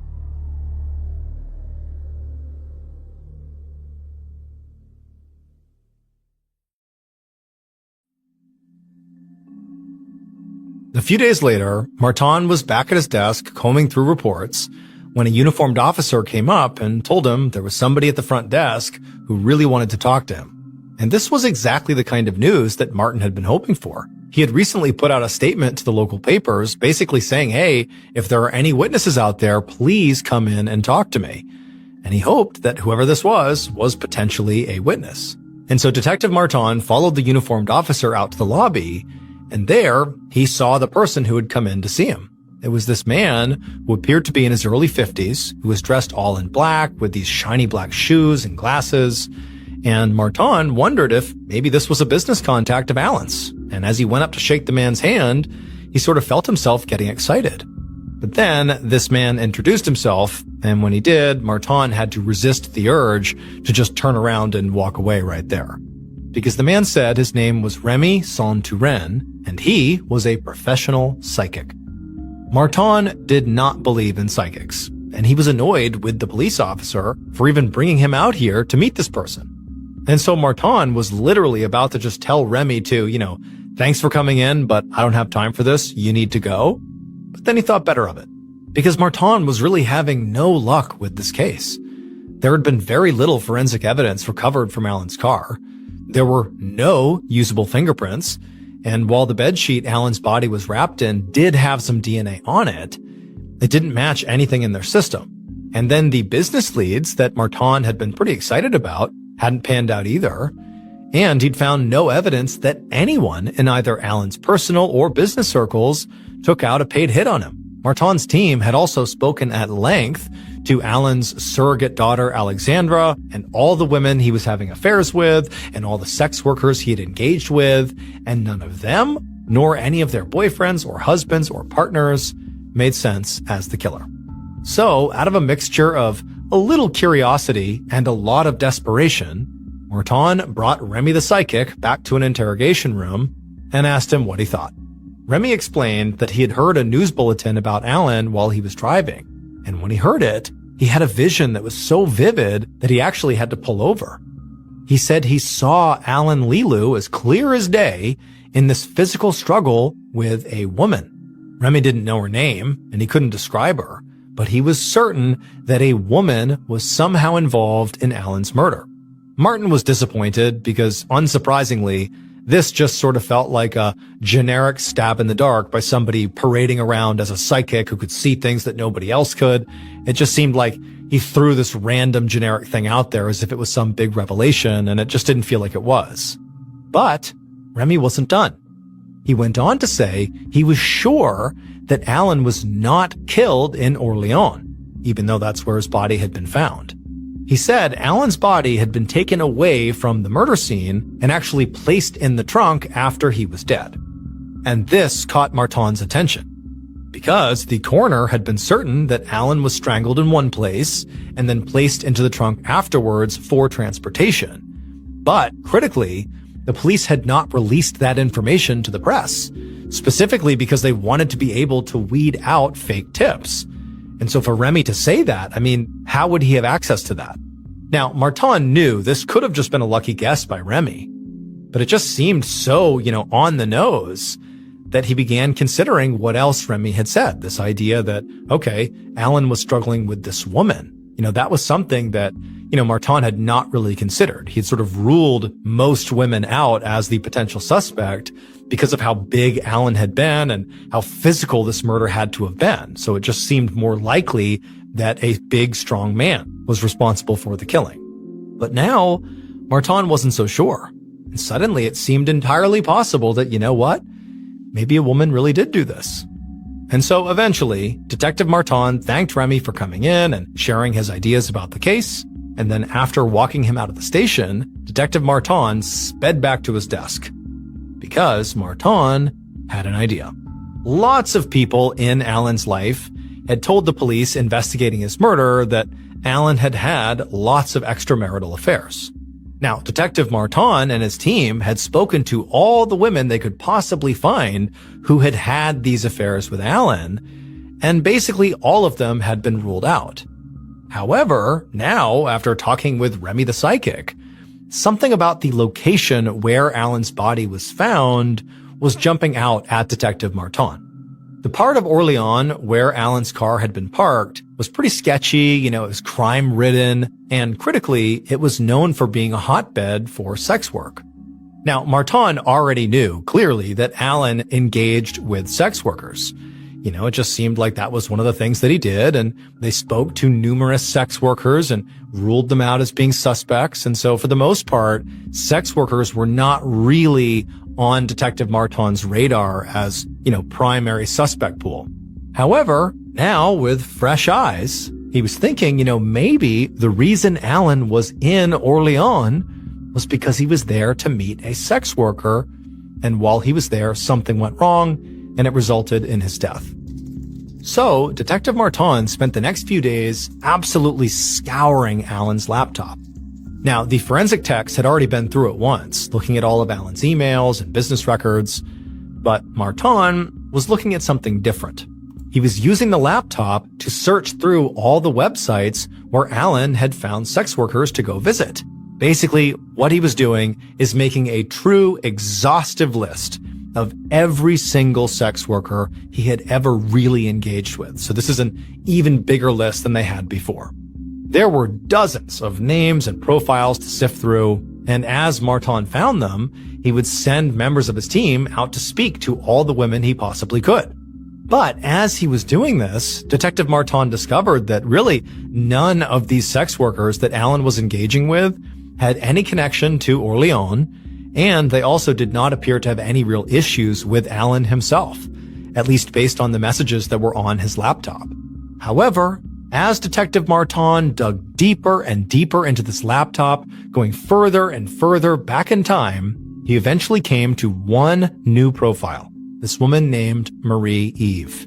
And when he took in who this woman was and got a picture of her and saw her information, he knew right then and there he had solved the case.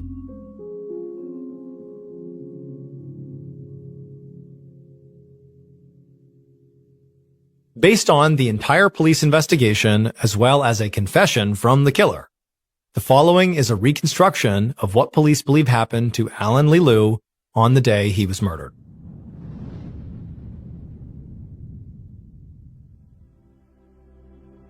The killer found themselves standing behind Allen, and inside they were burning with rage.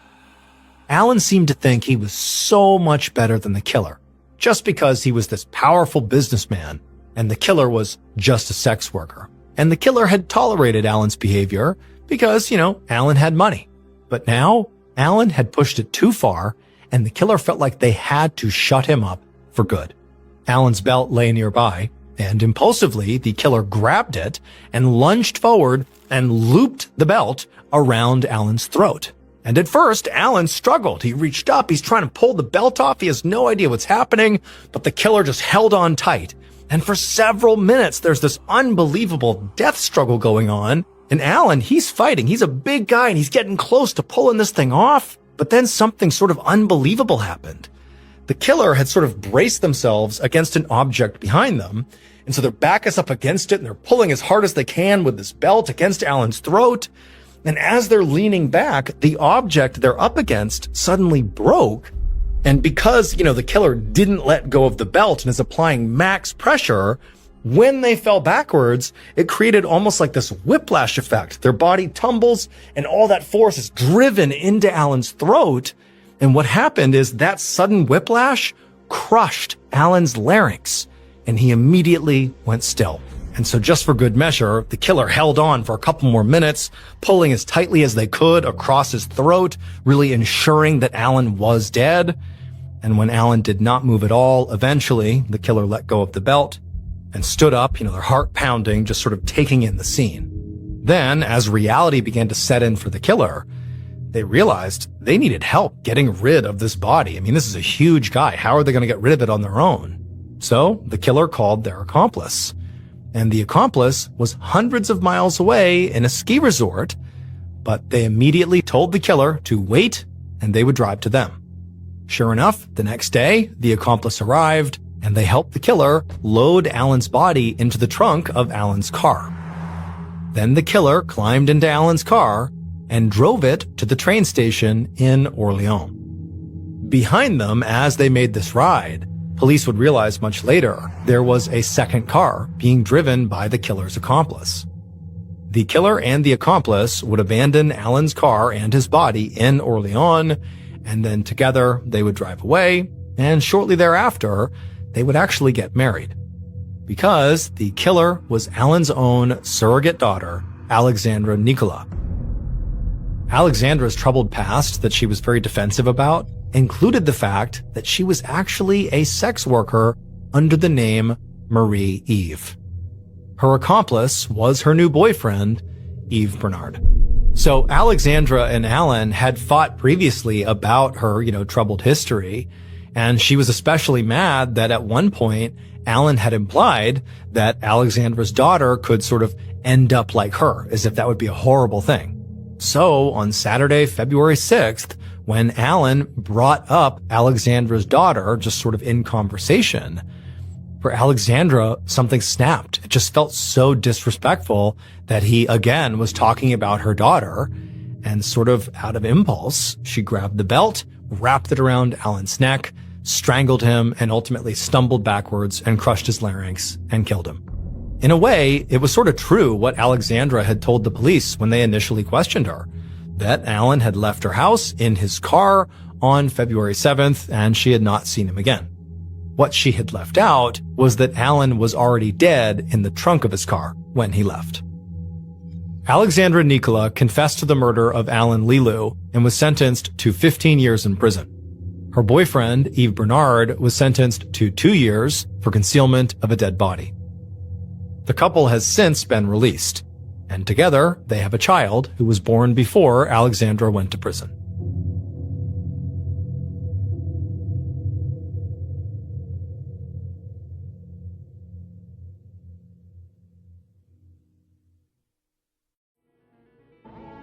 Thank you so much for watching. Let me know what you thought of today's episode in the comments. And remember, we have a whole playlist of true crime episodes ready for you to binge right now. So click here and give them a watch. All right, until next time, see ya.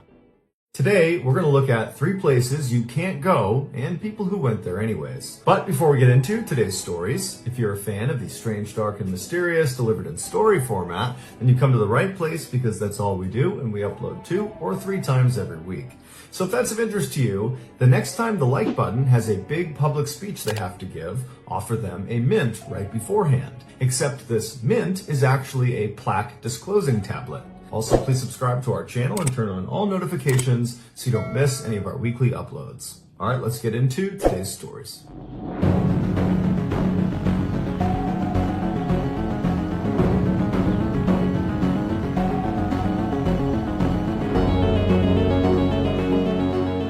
In early 2020, a very popular Russian Instagram influencer named Ekterina Didenko was getting ready to celebrate her 29th birthday. She, along with her husband and some of her influencer friends, were planning to enjoy the occasion at a popular spa in Moscow, Russia. The group rented out a private section of the spa that included a steam room and a small indoor pool.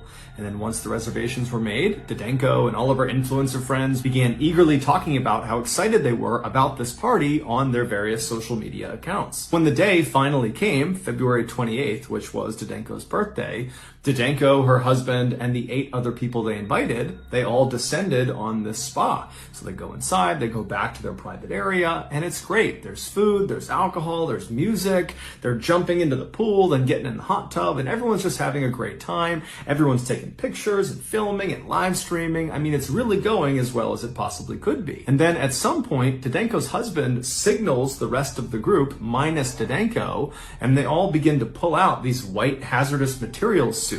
Imagine what you would see in a movie if there was some huge chemical leak, a full body white suit with a mask.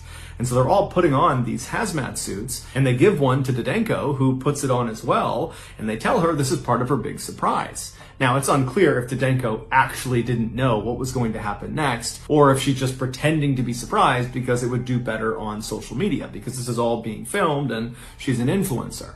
But either way, she puts on her hazmat suit, and once everyone has their suits on, Didenko's husband wheeled in this huge cooler like you would bring to a picnic, and he placed it right on the edge of the pool. When he opened the lid, the crowd all gasped and laughed and smiled and filmed as these huge clouds of smoke or steam came pouring out of it. What it was roughly 55 pounds of dry ice. Dry ice is just frozen carbon dioxide. It's commonly used for things like refrigerating perishable goods for long periods of time because dry ice stays cold for a really long time. Also, because of the huge white gas clouds that come off of dry ice, it's also very commonly used as a sort of spooky decoration because you have these very cool white clouds going everywhere. And in fact, that's what Didenko's husband planned to use this dry ice for. He was going to dump it into the pool and create those big white gas clouds all over the pool. The reason they call it dry ice is because as it starts to heat up, it doesn't melt into a liquid state the way frozen water does. Instead, it goes directly from a solid state to a gas state. Dry ice is considered to be quite hazardous if it's handled inappropriately, and while these partygoers all had their hazmat suits on, it's unlikely they were actually wearing them for safety. It's far more likely they were wearing them because it would look good on social media and would kind of hype up the stunt they were about to do. And so after the dry ice was revealed inside of this cooler, Zdenko's husband and another of the partygoers grabbed the sides of the cooler and they dumped its contents directly into the water. And as soon as the dry ice hit the water, it rapidly began to warm up, which caused a massive, almost explosion of carbon dioxide gas to completely fill the lower half of the room. Now, none of the partygoers are even a little bit fazed by what's happening. They don't realize how dangerous this actually is. And so they're just filming and laughing and kind of thinking this is so funny. And then Zdenko's husband actually leaps through the cloud into the water and kind of disappears below. And then shortly after that, 2 other partygoers would also leap into the pool. One of the main reasons dry ice is considered to be so hazardous if handled inappropriately is because dry ice emits that carbon dioxide gas, which at high concentrations will displace oxygen. So imagine if you're in a very small room that has very poor ventilation. If you had lots of carbon dioxide in there, you would suffocate. And so this indoor pool was a small confined space with poor ventilation. And so the 7 people on the pool deck, shortly after this dry ice has been tossed into the pool, they started to realize it was really hard to breathe because the oxygen was basically being sucked out of the room. And so they were able to turn and actually run out of the pool deck before it was too late. Meanwhile, Zdenko's husband and the other 2 people who leapt into the pool, when they came back to the surface, they breathed in thinking they would be breathing in oxygen, but instead they breathed in an entire lungful of carbon dioxide, which in addition to displacing oxygen at higher concentrations inside of confined spaces with poor ventilation, it is also poisonous at higher concentrations inside of confined spaces with poor ventilation. And so when the 3 of them surfaced, they breathed in this poisonous gas, which caused 2 of them to immediately pass out and then just die, while the third, Zdenko's husband, he managed to stay conscious enough that he was able to climb barely out of the pool, and he tried to get to the door, but he couldn't get out in time. Eventually, he was pulled out and rushed to the hospital, but he would later die, not only from carbon dioxide poisoning, but also from having gone without oxygen for as long as he had. On Saturday, September 30th, 2017, a staff member at a North Wales country club noticed water leaking out of the bottom of an outside wall of one of their many bungalows. These bungalows, which were generally just vacation rentals, were single-story white structures situated up on this beautiful green hillside. The staff member, after seeing this leak, they just turn around and go back to the front office and they tell their boss about it, and then shortly after, 2 maintenance workers were sent out to check on this leak. And so these 2 workers, they go over to this bungalow and they knock on the front door. But after a while, when no one comes to the door, they pull out their master key and they begin to turn the lock. And as they do that, they yell out just in case, hey, we're here just to check on a leak. We have to come in. It's a potential emergency. And so they open up the door, they swing it open, and no one comes to the door. It's still silent.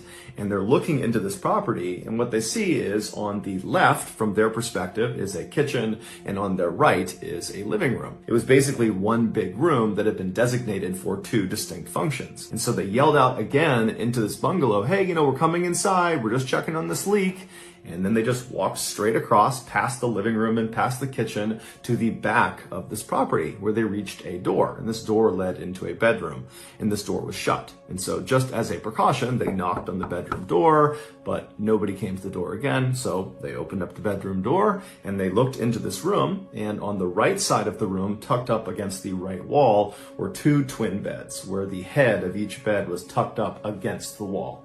And then in the middle of the room, at the base of these 2 beds, was a pile of unopened luggage. And so to the 2 maintenance workers, this told them that someone clearly was staying in this bungalow. Either they had just arrived or they were getting ready to leave, but apparently they were not there right now. And so the workers walked around the luggage and around the 2 beds. So they walked on the left side of the room all the way to the back where there was another closed door, and it went into the bathroom. And based on where the leak had been coming out of the structure, they believed it would be coming from this this particular bathroom. And so again, they get up to this door and they knock on it because, they want to make sure no one's in there, but there's more silence. And so they open up the bathroom and right away they see water all over the bathroom floor. But as they scan around the bathroom, they look at the sink, they look at the shower, the toilet, none of them are overflowing or running. So it was not any of the usual suspects that had caused this leak. However, there was one other area in the bathroom that could have caused a water leak, and that was the airing cupboard. An airing cupboard is typically where you keep a hot water heater. It's basically like a walk-in closet where the majority of the space is taken up by this heater.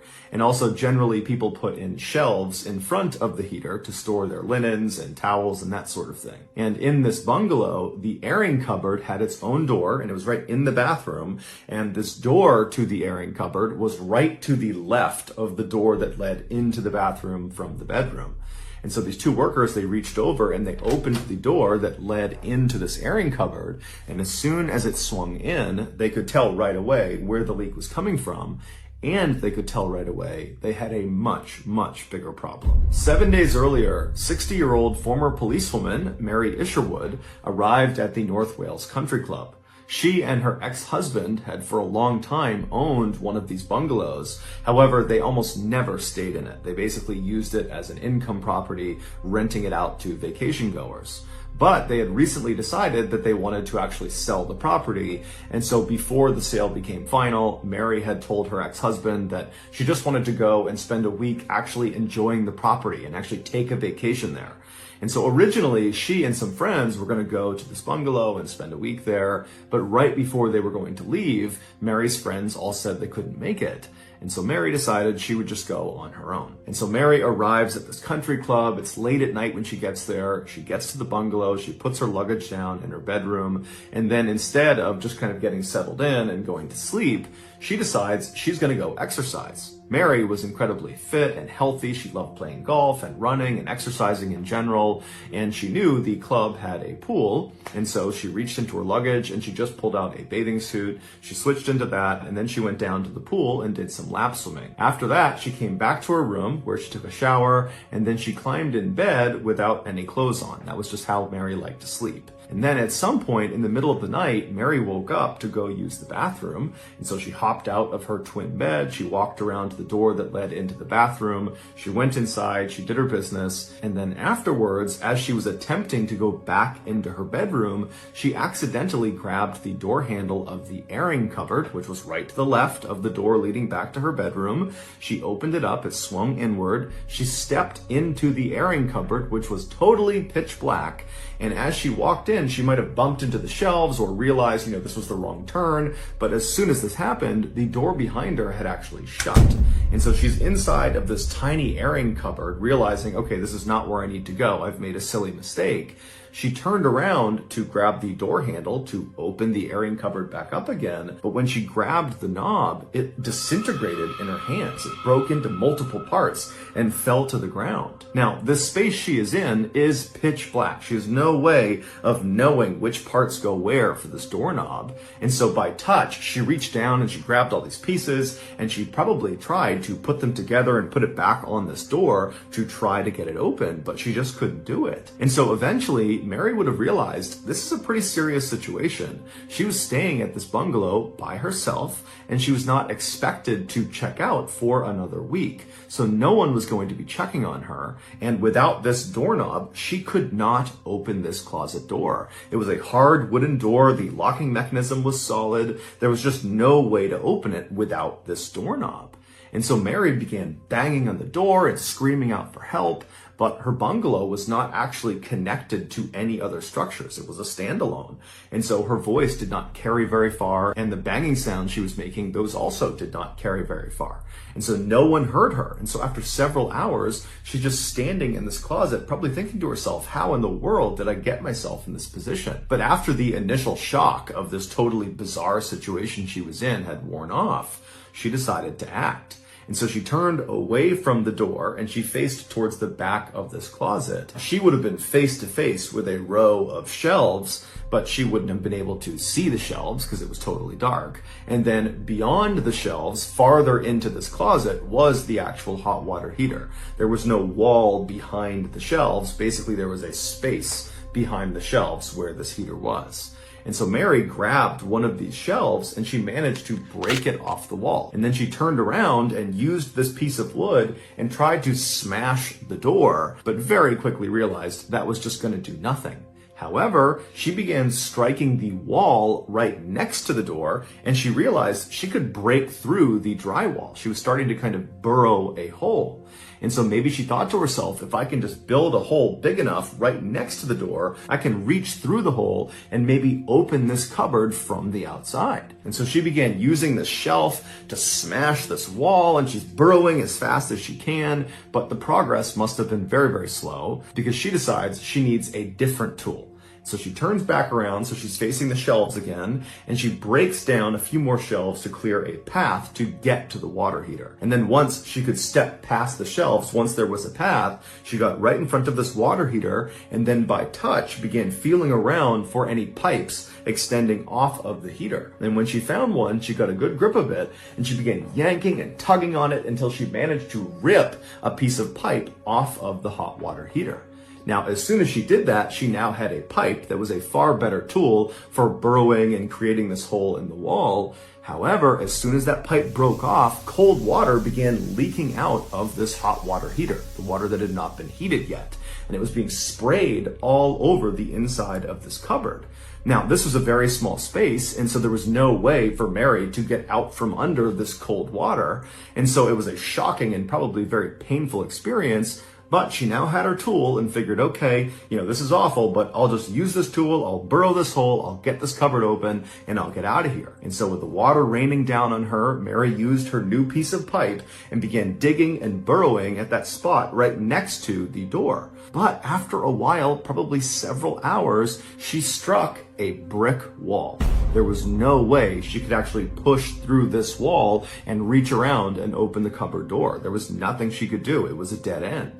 And so totally devastated and probably very exhausted from all the energy she used to burrow this hole, she stopped. She's still getting rained down on by all this freezing cold water. And instead of just totally giving up, she just turned and faced the wall that was leading into her bedroom. She began digging again, using this tool all over again to now dig a new hole on this other wall, most likely hoping that she could literally burrow a hole big enough that she could actually crawl through into her bedroom and escape. And so after several more hours of digging as fast and as hard as she could, while also periodically banging on the door and screaming out for help, she did eventually push through into her bedroom.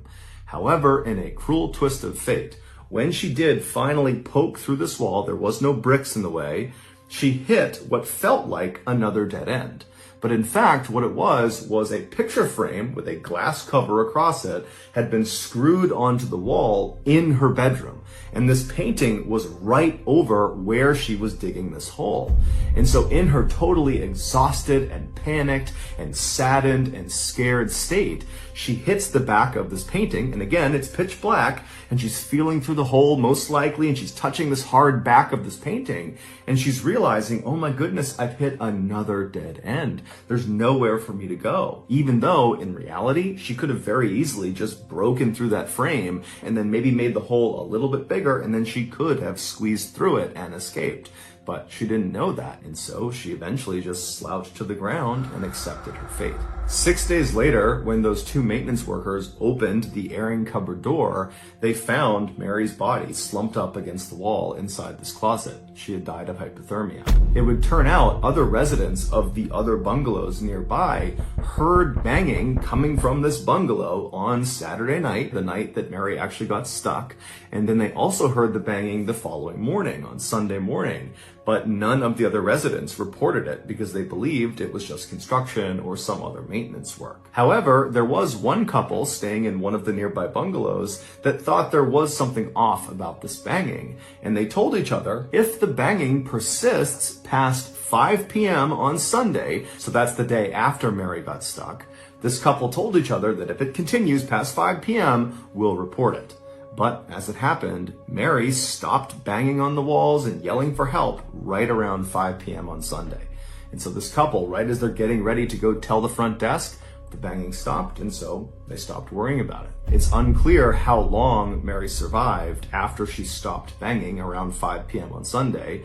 It could have been minutes, it could have been hours, it could have been days. Mary's family would ultimately sue the country club for negligence. However, the outcomes of this case have not been made public. On July 30th, 2013, 56-year-old Roger Miro grabbed a bag of trash from his apartment and then walked out into the hall. He turned right and walked down the hall until he reached the trash chute, which was right on the side of the wall. He opened it up. It was like a mailbox. He opened it up. He dropped his trash bag inside. He closed the trash chute and then walked back to his apartment. When he got back inside, he instinctively reached down to his right pocket to grab his cell phone, but it wasn't there. So he grabbed his left pocket, wasn't there either. He checked his back pockets, he's fishing around, and he realizes he doesn't have his phone. So he figures, okay, I must have put it down somewhere in my apartment. Now, Roger was legally blind, so it made looking for small things in his apartment quite difficult. But nonetheless, he began looking all over his apartment for his phone. He started in the kitchen, he looked all over the place, checked all the surfaces, no cell phone. He went to the living room, to the bedroom, to the bathroom, but there was no cell phone. And so Roger thought maybe when he walked to the trash chute, he might have dropped the phone in the hallway. And so he left his apartment, he turned right, and he walked along, retracing his footsteps all the way to the trash chute. But all along the way, there was no phone on the ground. And so as he's standing in front of the opening to this trash chute, he thinks to himself, maybe I accidentally put my phone in the trash bag that I have now just dropped down this trash chute. And so as Roger is standing there wondering what he's supposed to do, one of his neighbors walked out into the hall and looked down and saw Roger standing there kind of inquisitively looking at this opening to the trash chute. And they asked Roger, what's going on? And Roger explained the whole phone situation. And the neighbor said, well, hey, why don't you go down to the first floor and ask the manager if you can get the key to the trash room on the first floor where all the trash goes. And so Roger said, thank you very much. He turned and made his way to the elevator, and the neighbor went back inside of his apartment. Roger went down to the first floor. He went to the manager's office. He knocked on the door. And when the door opened, the manager was obviously very busy with something. And Roger would say, hey, I'm just looking to get into the trash room. I think I might have accidentally thrown my phone away. And I just want to have a look in the trash to see if I can find it. Now, this manager knew he was not allowed to let anybody who lived in the apartment complex go into that trash room on their own. It was a dangerous space. And so the manager was supposed to go in there with them if they needed to go in and look around in the trash. But right when Roger went up to the manager's office, the manager was waiting for a very important phone call and so couldn't really leave his office.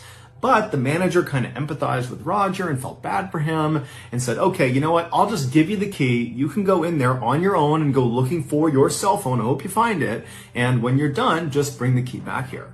And so Roger said, thank you very much. He took the key, he left the office, and he made his way down the hall to the trash room. And when he got there, he unlocked the lock and went inside. A few hours later, Roger's wife came home from work, and when she got to the apartment, Roger wasn't in there. She tried calling his cell phone, but he didn't pick up. And so she walked around the apartment hoping there would be some indication of where he might have gone, like a letter or something, but there was nothing. And so Roger's wife was really concerned about this because this was totally out of character for her husband to go out at night on his own. And so she, operating on a gut instinct, called the police and reported him missing. And so a few minutes later, 2 police officers show up at this apartment building. They go up to Roger's apartment, they speak to Roger's wife, and then they go into the hall and they knock on some doors of other neighbors in the area. And after speaking with them, one of the neighbors who had seen Roger earlier said, hey, he lost his phone, and the last I spoke to him, he was going to go down to the trash room to try to see if he could find his phone down there. And so the officers go down to the first floor, they go to the trash room, and they try the door, and it's unlocked. And when they open up the door and they look inside, right in the middle of this totally nondescript windowless room that basically looked like a basement, was this huge green dumpster. And above the green dumpster, high up on the ceiling, was this round opening.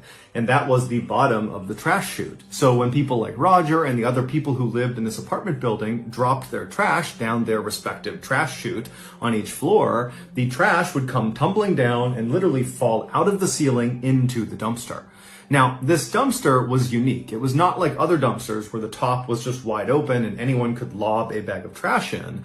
No, this dumpster, only the left side of the dumpster had an opening for trash. The rest of the dumpster was completely welded shut. There was no way into it. And so on the left side, where this dumpster opened up to allow trash to come in, it was positioned right underneath that opening in the ceiling where the trash came tumbling down. And it wasn't just an opening. It was like this near vertical tunnel that was welded on to the top of this dumpster. And it went straight up and it had this big open mouth at the top, almost like a funnel. And it was there to catch the trash as it fell down, and it would go down this tunnel down into the dumpster. And so the gap between the ceiling and the top of this near vertical tunnel, this chute, was maybe 3 or 4 feet. And so when these officers looked into this room and they saw this dumpster and the chute and this hole in the ceiling, they also saw a ladder had been propped up on the left side of the dumpster right up against that near vertical tunnel, as if someone was trying to look down into the dumpster itself. And so one of the officers walked over, they climbed up the ladder, and when they looked down into this tunnel, down into the dumpster, they found Roger. After a lengthy investigation, this is what is believed to have happened to him. After Roger got that key from the manager, he went to the trash room, he opened it up, and then he went inside and found this huge dumpster. And he would have quickly realized the only way to look into the dumpster, and so to go looking for his phone, was to look down into this tunnel. There was a ladder nearby, so he grabbed it and he propped it up against the side of the dumpster, and he climbed up on top and he looked down into the tunnel, down into the dumpster, and as he was looking, either some trash from the ceiling fell down and struck him, causing him to lose his balance, or he just slipped somehow. But either way, he lost his balance and he tumbled into the tunnel, down into the dumpster. And what Roger didn't know is as soon as that happened, he was doomed. Because this was not some ordinary dumpster. This was a trash compactor. And as soon as Roger fell down that tunnel, his body triggered an electronic sensor that activated the trash compactor. And so the way this worked is there was this big metal ram inside the dumpster. There's a ram on one side, and once it gets activated, it will press. There's a hydraulic press that pushes it all the way to the other side. So any of the trash in this dumpster will get compressed against the other side of the dumpster. And then at that point, the ram comes all the way back. And so every time trash would come down that chute, it would trigger that sensor, the trash compactor would start, it would flatten the trash, and so on and so forth. And so Roger has fallen down into the dumpster, he's triggered this compactor, but he's legally blind, he's probably dazed from the fall, and so by the time he realizes what's going on and he's kind of looking around, there is a hydraulic press bearing down on him. And so he probably tried to jump up the tunnel to try to escape the dumpster, but there was no ladder inside this tunnel and it was nearly vertical, so there was no way to climb up and out of it. And inside of the dumpster itself, there was no emergency shutoff switch and there was no emergency exit. And so at some point, it's assumed that Roger realized he was not going to be able to climb up the tunnel. And so he only had one direction he could go, which was to retreat to the far side of the dumpster, as far away from the press as he possibly could be. But once he got over there, there was nowhere for him to go. And so he was forced to just wait as this hydraulic press slowly moved across until it finally reached him and crushed him. Now, we don't know if that very first hydraulic press actually killed Roger. All we know is Roger was trapped inside of this dumpster for several hours, and over that period of time, more and more trash was dropped down the chute, activating the press over and over and over again. And so by the time the police actually looked down into the dumpster, they saw a part of Roger's body, and immediately they could tell there was nothing they could do. Roger was definitely deceased. Roger's wife would sue the manager of the apartment building as well as the company that owned the apartment building for their negligence, but the outcomes of that case have not been made public. So that's going to do it, guys. If you found the secret in today's episode, let us know in the comment section what it is and where you found it, so give us the timestamp. And if you're the first to do that, we'll pin you at the top of the comment section. If you got something out of today's episode and you haven't done this already, the next time the like button has a big public speech they have to give, offer them a mint right beforehand. Except this mint is actually a plaque disclosing tablet. Also, please subscribe to our channel and turn on all notifications so you don't miss any of our weekly 2 or 3 video uploads. We are now selling merchandise like flannels and hats and mugs and sweatshirts and all sorts of stuff. If you're interested, go to shopmrballen.com. If you want to learn about upcoming deals and promotions for our merchandise, check out our shop's Instagram page. The username is shopmrballen. If you want to get in touch with me, you can direct message me on Instagram or on Twitter. My username for both platforms is the same. It's johnballen416. I also have a ton of content over on TikTok where my username is MrBallen. We also have a second YouTube channel called MrBallen Shorts where we post random short videos and lost episodes. We also have a Facebook page just called MrBallen where we post condensed versions of the long episodes you see on YouTube. If you have a story suggestion, please submit it to our subreddit just called MrBallen. It's linked in the description below. So whether I see you on Twitter, Instagram, TikTok, Reddit, YouTube, Facebook, or some combination, just know that I really appreciate your support, and until next time, that's going to do it. See ya.